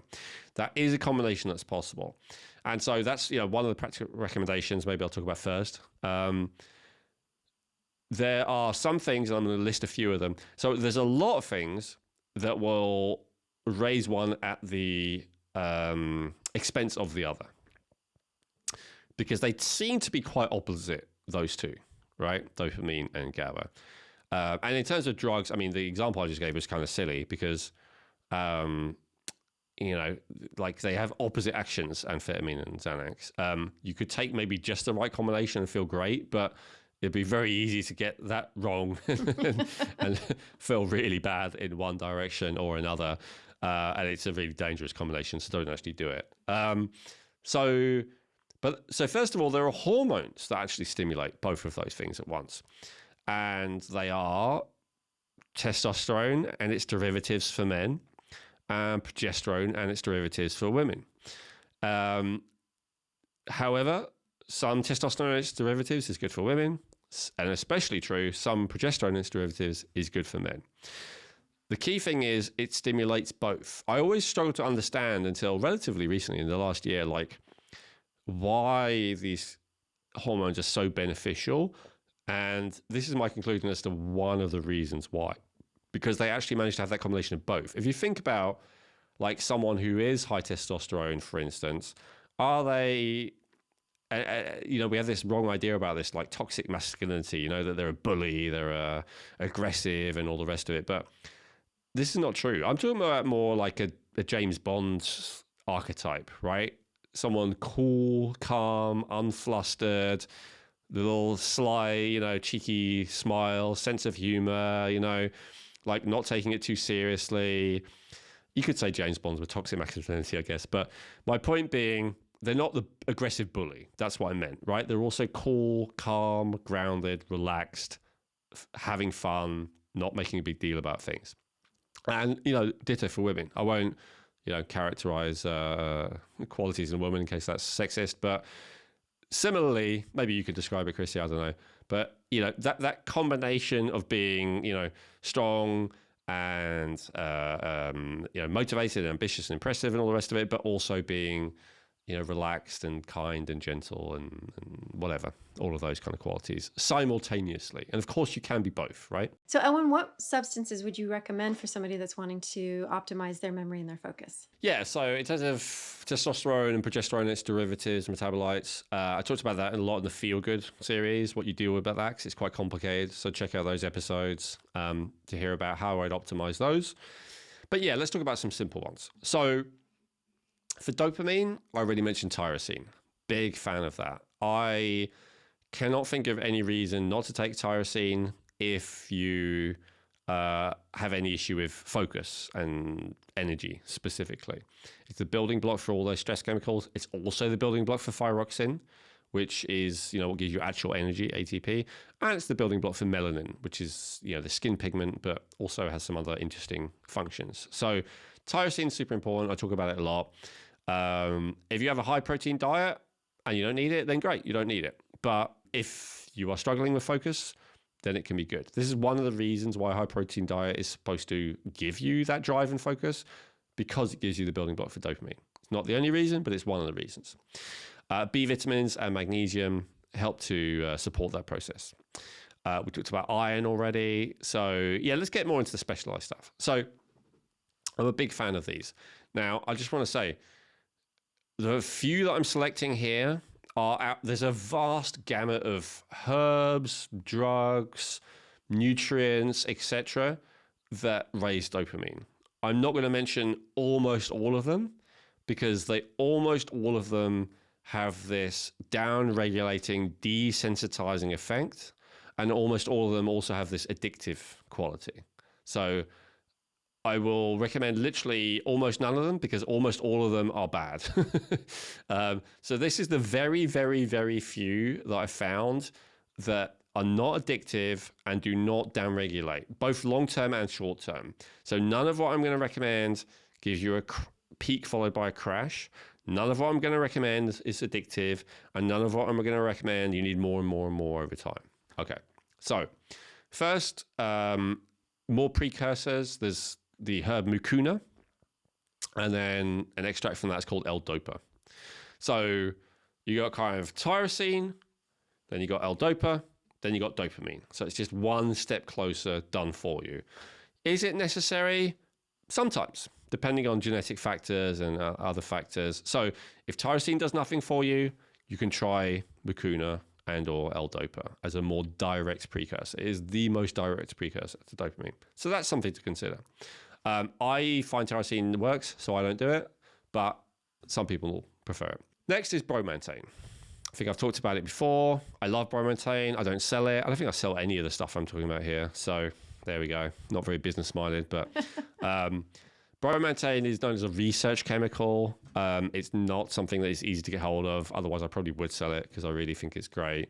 But it's only sold by, certain companies who sell research chemicals. So it's a little bit risky, but if you actually, in terms of like the lack of studies on it compared to, I don't know, caffeine, but if you look at the relative benefits and drawbacks compared to caffeine, I would say it's exponentially better. It's so much better. So I'm comparing it to caffeine, and that's not fair. It's actually nothing like caffeine, as you experienced, right? Chrissy, you tried it. Like, you take it, what do you feel? Nothing. It's not a stimulant. It does not jack up your dopamine followed by a crash. It works in a very different manner. They're not 100% clear about exactly how it works, but here's a crucial thing. Rather than peaking and crashing, it actually raises your dopamine over time, your circulating dopamine. It seems to maybe work in a similar way as an SSRI in terms of it stops your body breaking down the dopamine. But unlike the SSRI, it doesn't seem to have the drawbacks. Now, I think the drawbacks of the SSRI is because you don't actually want more serotonin, which we talked about in a different episode. So something that increases your serotonin isn't necessarily good. I know it helps some people. We talk in that episode about why it does help some people and not others. So that's the feel-good episodes, I think, again. But anyway, so it stops your body from breaking down that dopamine, and so it just increases that circulating dopamine, but it doesn't downregulate. Like, your body doesn't seem to then reduce the receptors or whatever. It somehow, through some magic, seems to actually be able to get your body to get accustomed to and accept a higher level of dopamine.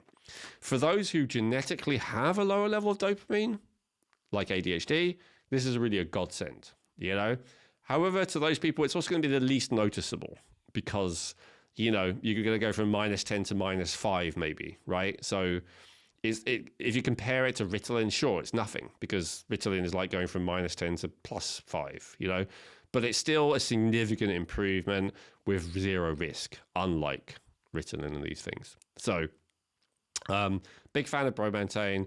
Now, there's another one that is more like a stimulant, but the reason I like this one is because it has some interesting impacts to actually help recover from other stimulant abuse. So one of the issues with using stimulants frequently is that the receptors, the dopamine receptors, become less sensitive. This happens with every receptor when it's overused, whether it's testosterone receptor or insulin receptor, thyroid receptor, whatever. If there's too much of it around, it will start to become less sensitive to that agonist, to that molecule.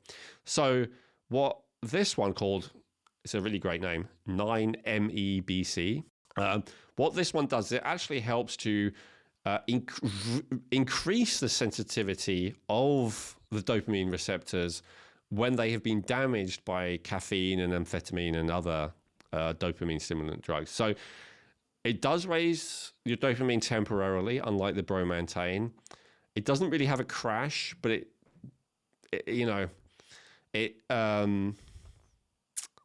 it's not like a smooth, continuous experience like bromotain. It is a little bit of a peak followed by some degree of crash. You know, it's not, you wouldn't take it more than once a day. So I wouldn't really compare it to caffeine. You can take it once in the morning and that's it. I personally, because it does, I'm not convinced, even though the research doesn't show it, that it wouldn't downregulate because of the action of it, that I personally wouldn't have it and don't have it every day. But if you're going to go for a stimulant, I would say this is way better than all the other stimulants because it actually helps your body repair the damage done by the other stimulants and has a much more long-lasting effect and is less extreme. And it doesn't upregulate noradrenaline as much because the problem with most other stimulants is they also really spike noradrenaline. Bromotain doesn't seem to do it at all, which is another reason I like it. But 9-MeBC hardly seems to do it as well. And then I really like Cmax. So Cmax is in the class of peptides. This is a peptide invented by the Russians when they were in their peptide boom. And so this is another fantastic non-stimulant dopamine and just general brain function increaser. It also increases BDNF, brain-derived neurotrophic factor, which helps your body to grow new brain cells. So I think Cmax is a really great one to have on an ongoing basis, at least for a few months, to help to heal the brain. Back to that point that you made before, Chrissy. There are other peptides which are supposed to heal the brain. I do not have enough experience with them to recommend them wholeheartedly like I just did with those three. But from what I've seen, dihexa and FGL also have some interesting research behind them as being some of the most powerful things, at least in a lot of animal studies, at being able to recover from and restore even quite severe brain damage. So what they'll do is, they'll get a rat, they'll brain damage it quite badly, and then they'll give it things and see if it recovers. So dihexa and FGL were some of the peptides that are found to be most effective in that regard. And then I would also, give a shout out to, this is more of a memory one, but, DHA and EPA, the omega-3 long-chain fatty acids, beneficial for brain health in general. There's absolutely evidence that shows that they help to reduce the inflammation in the brain, possibly by counterbalancing omega-6, possibly by other mechanisms as well. So always would recommend that. Unless someone is on like a zero omega-6 diet, like I am these days, if you ever have any seed oils or vegetable oils or even, nuts and seeds and all the rest of you ever have any of that, then you should be on DHA and EPA to balance that out and reduce inflammation. And, every cell of the body is made out of EPA and DHA, just like every cell of the body is made out of cholesterol and every cell of the body is made out of phospholipids. It is an essential molecule that you do need at least some of. So, they're my favorite dopamine substances. And then GABA. So you could take actual GABA, but it doesn't seem to work very well for whatever reason. The only type of GABA that kind of works from my experience is liposomal. A good quality liposomal company. I like Quicksilver for this. They actually have GABA with theanine, which I'll talk about in a minute, together in one dose. That I think is pretty good. But generally, like capsules of GABA, they just don't seem to work. I think because they don't cross the blood-brain barrier, they don't get into the central nervous system, and so therefore they aren't really able to have that impact where they're actually needed. The liposomal version does to some degree cross that barrier. I think that's the reason, but it still doesn't work great. Glycine is actually surprisingly great. So glycine is actually both an amino acid and a neurotransmitter in its own right, similar to GABA. So, as I said, I'm simplifying everything. It's easier to say GABA rather than GABA and glycine every time I mention GABA, but glycine is actually a part of that. Proline, which is another amino acid, can actually also often serve that same function. So these amino acids are especially high in bone broth and collagen. So if you want to eat, like a food source, it's bone broth, chicken broth, beef broth, whatever. If you want a supplement, it's like the collagen peptides, collagen supplements. They have very high levels of glycine and proline and I think alanine as well, to some degree, is helpful for this. Like some of the major amino acids that are in there are calming, which is where the cliche comes from of the the soothing chicken soup or whatever with the broth in it. So that's where that comes from, as opposed to flesh meat that is actually quite low in all of those amino acids and is known to be more stimulating, right? So like you want to feed a warrior steak, but you want to feed someone who's recovering from a disease broth, right? And so there's something that makes sense for both of those cliches to some degree.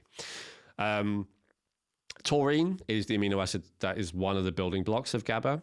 Some people do well with it, but not everyone. It's a sulfurous amino acid, but some people it's great. So try it. To be honest, most things like that. Glycine generally is tolerated better than taurine, but some people don't like glycine.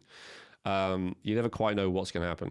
Glutamine is a building block of GABA, but I don't recommend it because your body often turns it into glutamate, which is the main stimulating neurotransmitter in the brain. So the last thing you want is to stimulate the brain even more in most cases because it's already overstimulated. But in certain circumstances, maybe if you're about to do a test or something like that, then that can be useful. MSG is just sodium with glutamate. That's literally all it is. And so the glutamate is the stimulating part of that. L-theanine is probably my favorite of all the calming amino acids. It's not a building block for GABA. It's not an alternative to GABA, but it is a potent stimulator for GABA. And it's especially good at stimulating GABA in the prefrontal cortex, which is where it's most needed. So the prefrontal cortex is the thinking brain or the overthinking brain. And so when you don't, in this day and age, when we're not able to relax, it's often less, like there's a lion somewhere out there and it's more thinking, right? And so taking theanine is a really good way of just calming that tendency. It can really help with sleep, and it can really help as well, even just at the end of the day, if you're done working and you want to relax, you want to, switch off, you want to chill, you want to have fun, and you want to stop thinking about work or all the things you have to do tomorrow, all the rest of it. It can be really, really great for that, as can everything I've just mentioned in this GABA section. And then ashwagandha is really great as well for a few different reasons. It does help promote GABA. It also helps reduce prolactin and increase dopamine. And it helps to reduce cortisol quite a lot as well. So there's quite a few great things about ashwagandha. Ashwagandha these days is probably my favorite herb of the herbs. It has so many benefits, but especially it's my favorite herb for this day and age, where people are generally so stressed and struggling to focus and struggling to relax and all the rest of it. It's fantastic for that. In terms of kind of more experimental stuff, like I gave bromantane for dopamine, there is something called SR9011. It's again in that research chemical category. It's a very interesting one. It's a PPAR delta agonist. The thing that's interesting, so remember I said everything I'll be recommending is not, complementary. So none of the dopamine stuff I gave you will reduce GABA, and none of the GABA stuff I've given you will reduce dopamine. Well, the interesting thing is pretty much every calming drug reduces dopamine. And this one is like literally the only one that exists that doesn't. And in fact, the only known side effect of this drug is excessive wakefulness. So it's the only anxiolytic, I think that's the technical term for it. It's the only substance that significantly increases anxiety and fear and stress and all the rest that doesn't make you more drowsy or sleepy in any way. Because loads of substances do, right? Reduce it. I mean, I could have said CBD in this category. CBD is not GABA, which is why I didn't mention it, but CBD will, calm you down. Alcohol, by the way, massively stimulates GABA. It also poisons your brain, so I won't recommend it. But, this is why people love, that would have been a better example. People love I've never actually tried it. People love the combination of alcohol and cocaine. because they say like it gives them the confidence and the motivation of the cocaine, but also the easygoing, fun, not taking things too seriously of the GABA coming from the alcohol. And the combination together is that magic combination. So again, another combination I'm not recommending, but for those of you let's put that out there. but for those of you who've tried that, which will be quite a lot, I'm saying that the reason you like that so much is just because of this, right? You can actually do that, but naturally without the poison and without all the bad stuff, if you get this balance right. So anyway, back to SR 9011. It's not super well absorbed. That's the main criticism of it, but I find that the sublingual version, you hold it in your mouth for a few minutes. So I don't recommend the capsules because it's pointless. But if you get the sublingual version, hold it in your mouth for a few minutes, it's actually really effective. I do agree with the downside. I do not take a big dose. I take way less than they say because otherwise I cannot get to sleep. But some people like that. It's a dangerous one to recommend because it's perfect for those people who want to be productive 20 hours a day because it gives you wakefulness and energy without anxiety. But that's not sustainable. Yeah, that's not the road to optimization either. No, it's not sustainable long term. And then if you want to increase, what if you just want to increase GABA because you will go to a party or something like that and you don't want to have alcohol or Xanax or cannabis or any of these other things? There is something called Phenibut. I'm actually surprised it's even sold as a supplement, I think, not even a research chemical. And it definitely works. But it is downregulating, like almost every GABA agonist. So it is not something you want to have regularly. Even the people I know recommend it, they use it like maybe a couple of times a month, something like that. So it really is. But it's still, I would say it's preferable to having, 5 to 10 drinks, which often people do either an office party or a family reunion or something like that, right? Have Phenibut. You'll be just as relaxed, just as easygoing, just as ecstatic, just as fun, but without poisoning your brain. So, it's not perfect, but it's okay. There's loads of stuff I didn't recommend there. It's probably because of what I said. I don't recommend things that are habit forming, that are down-regulating, and I also tried not to recommend things that are antagonistic to it. I don't want to raise dopamine but reduce GABA and vice versa. If there is anything you know of, though, viewer or listener, that is not any of those things and that I've missed, I'd love to hear about it. Put it in the comments on YouTube. I'll probably try it if I see some good research on it. So, but yeah, those are the things that I've found so far. And I didn't talk about the hormone stuff, but as I said, I refer people to the Feel Good episode about that because that goes into it in enough detail. And then in the context of, as you said before, like with Focus, it's something that you do and you practice. And I know that there's a lot of talk out there about neuroplasticity and creating the new pathways. Can you talk to us a little bit about that aspect of it? Definitely.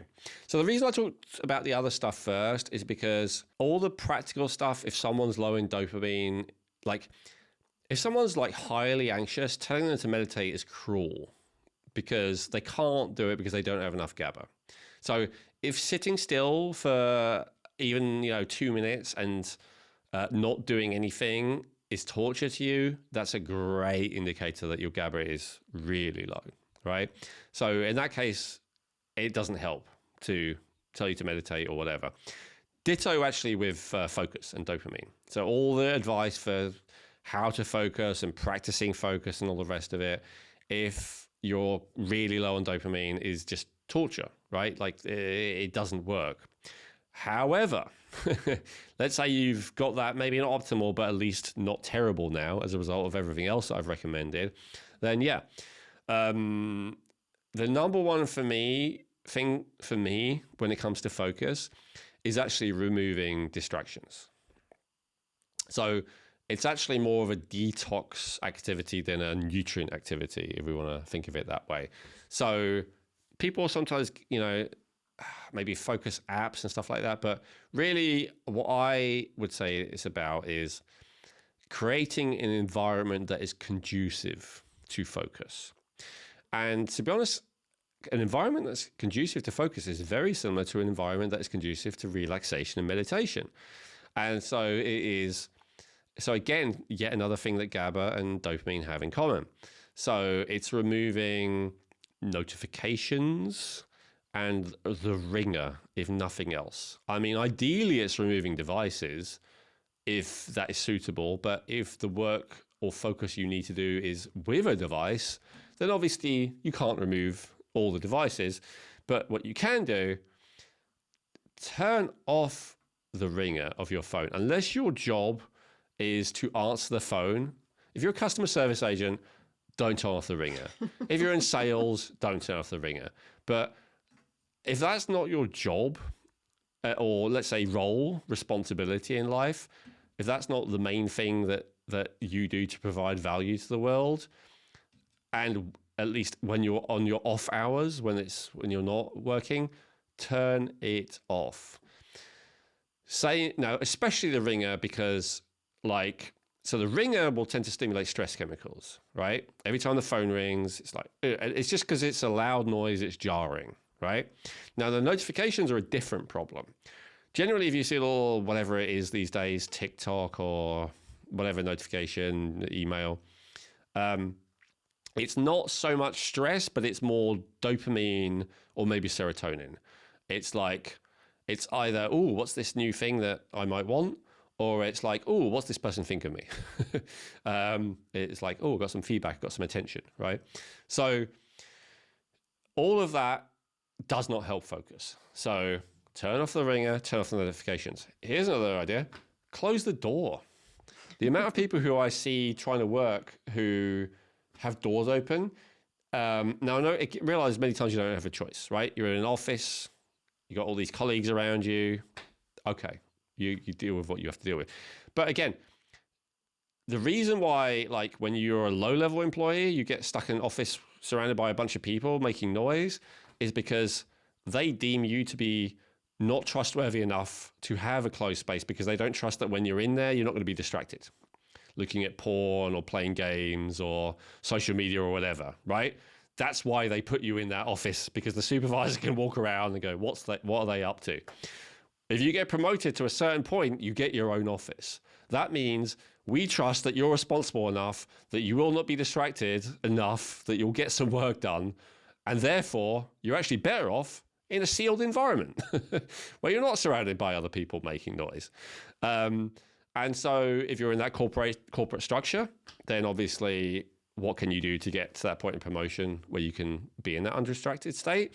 And then if you're, at home, as much as you can, create that environment, or maybe it's a good idea to rent your own office or whatever.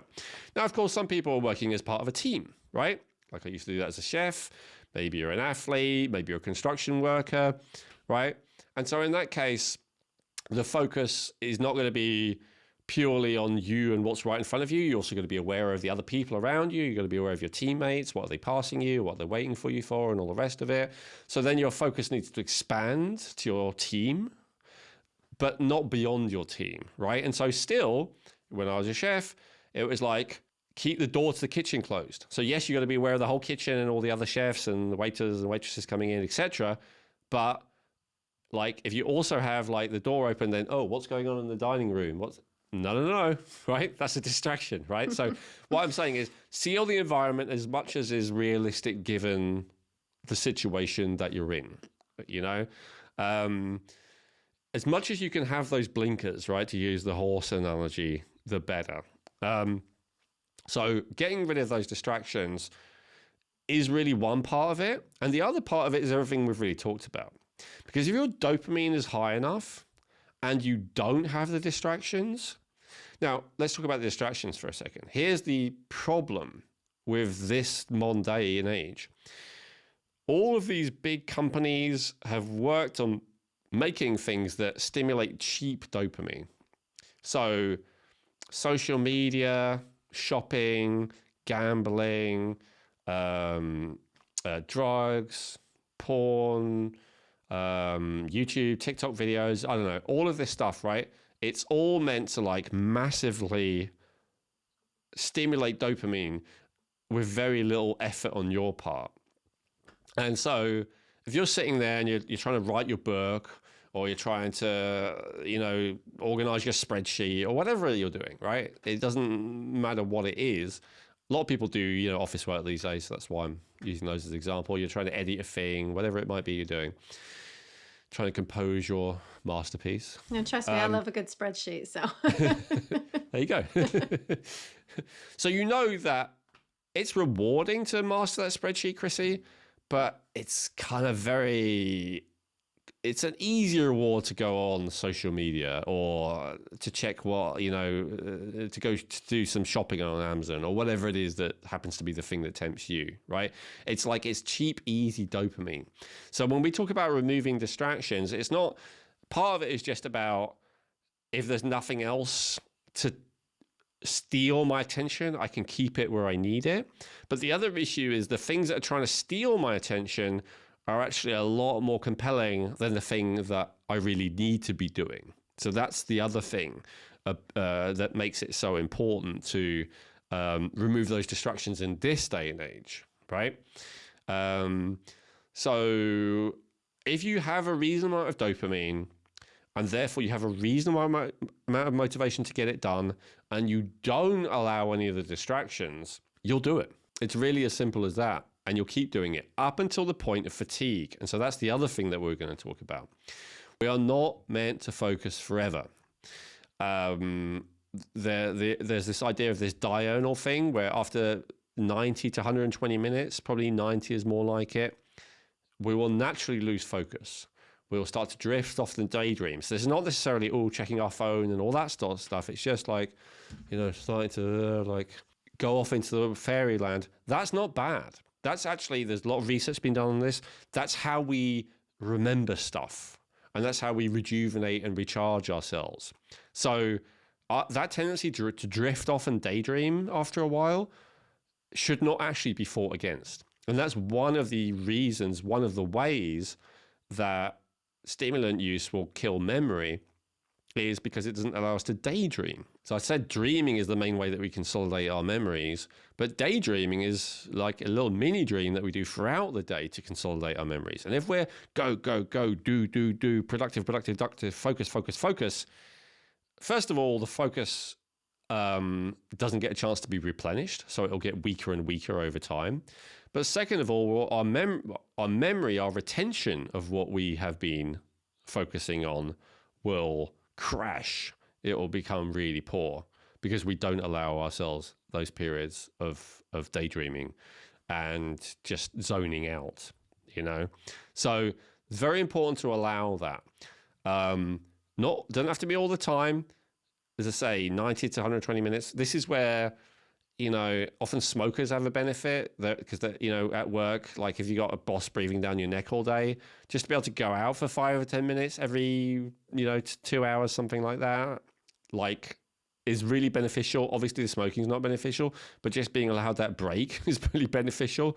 So, try and find a way that works. Maybe you just pretend to smoke and just go outside and breathe some fresh air or, go to the bathroom if they're not too dirty and relax there. And again, this is what I'm saying if you have a boss breathing down your neck, try and find some way to create that for yourself where you can just zone out for a few minutes and you'll come back so much more refreshed and so much more clear. This is often called meditating, right? But meditating is something that's often seen as formal, and we might do it once a day if we're lucky.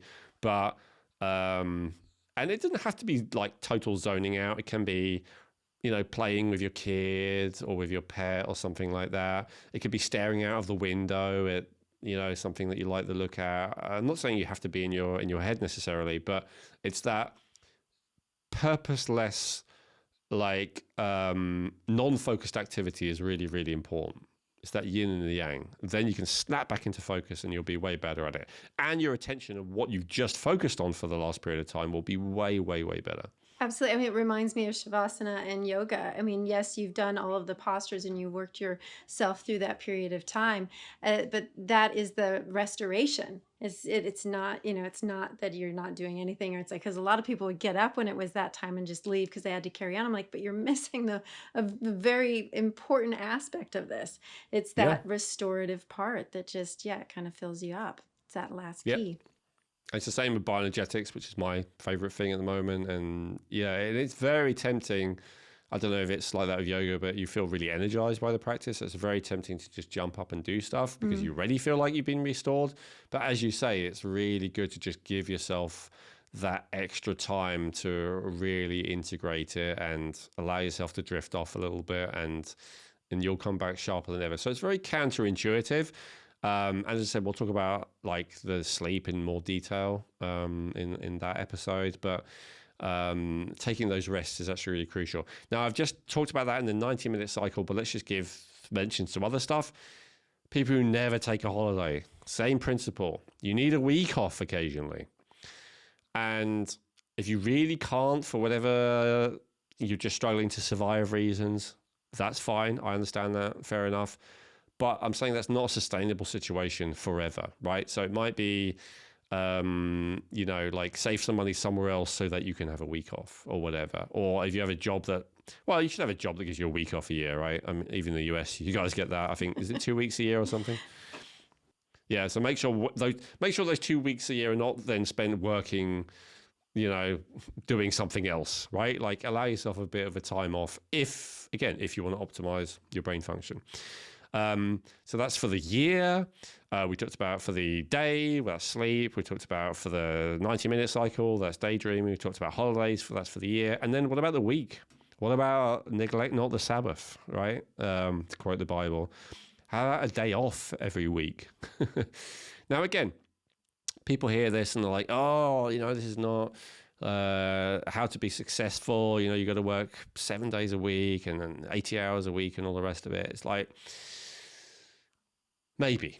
Who am I to judge you in where you are at in your journey, right? This is not a guide on how to be successful in business or how to get a promotion at your firm or whatever right now.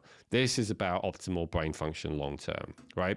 So if short term, and in short time maybe even be a couple of years, you need to burn the candle at both ends, especially if you're following a lot of the rest of this advice, you're probably going to be fine, right? Because most people burn the candle at both ends and don't give themselves the nutrients they need and fill themselves with poison, et cetera, et cetera, et cetera. So you'll probably be fine, right? But just have that be a goal. I remember when I was learning about success 12 years ago or something, I was getting into that. And they talked about, success being more than money and more than status, right? It's not just about your position relative to other people. And it's not just about how much money you earn or how many assets you have.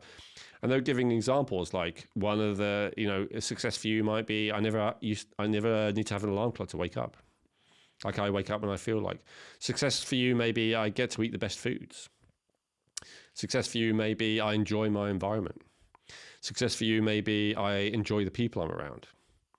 And, I met a lot of people who are earning hundreds of thousands a year, but they're commuting 4 hours a day. They don't enjoy the people that they're around.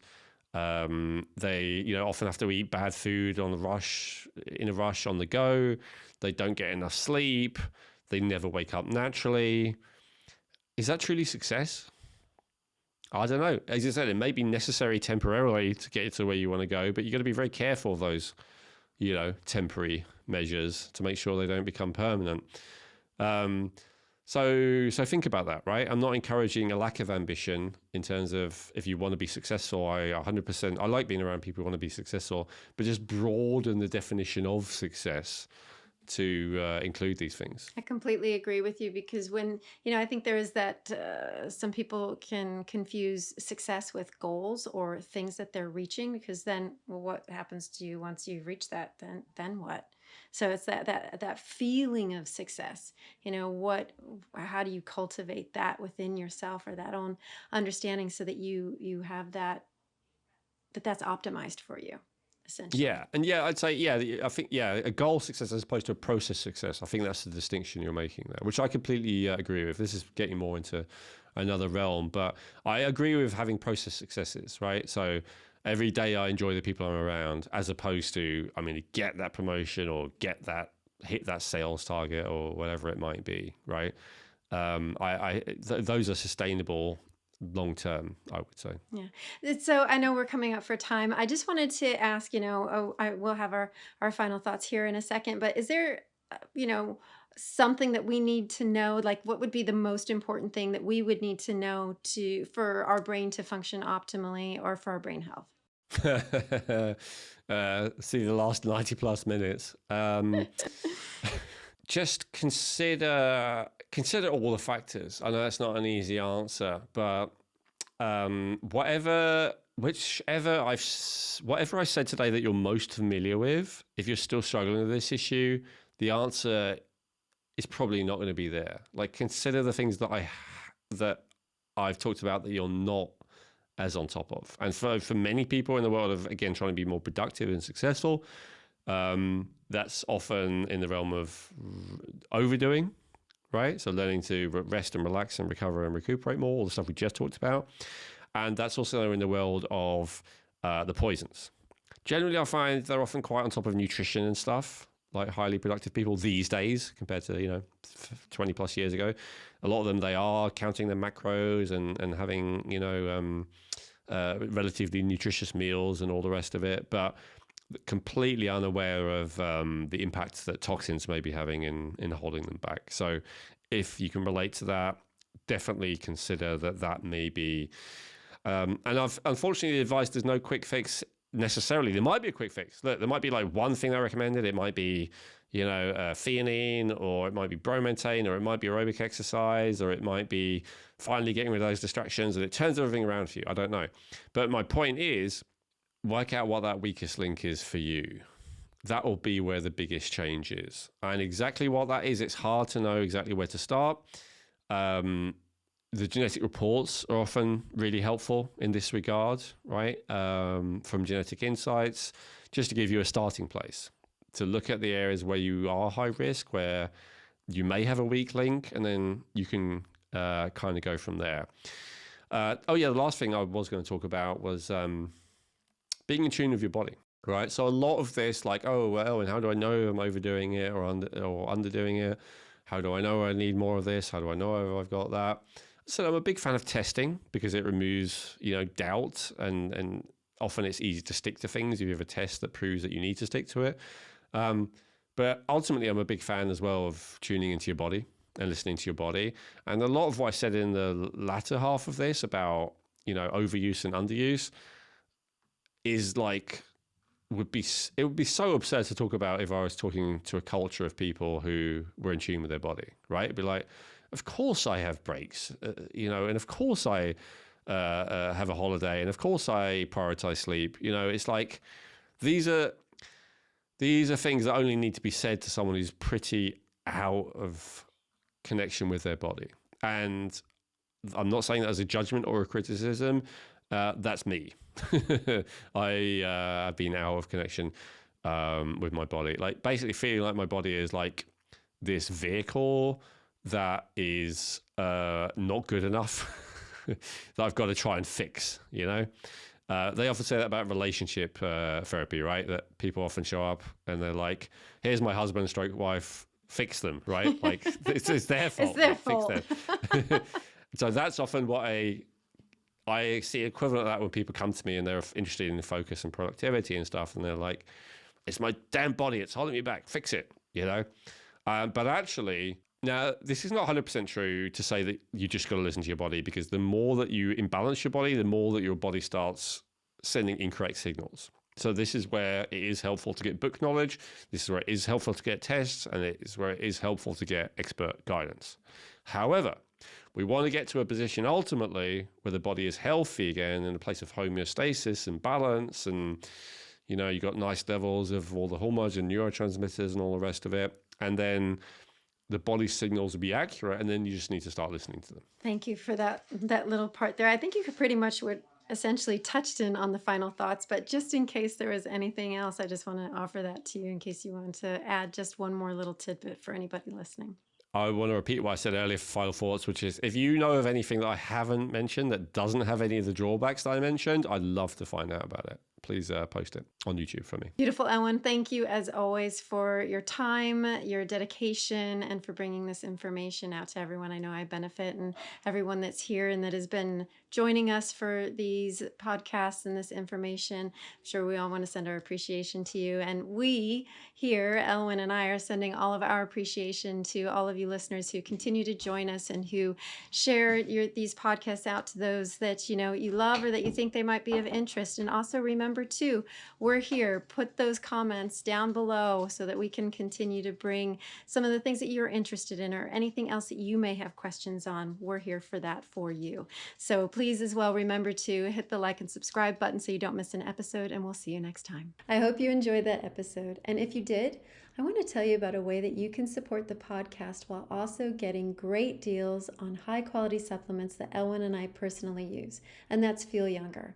What I love about Feel Younger is that they have great quality products with minimal fillers at a very affordable price.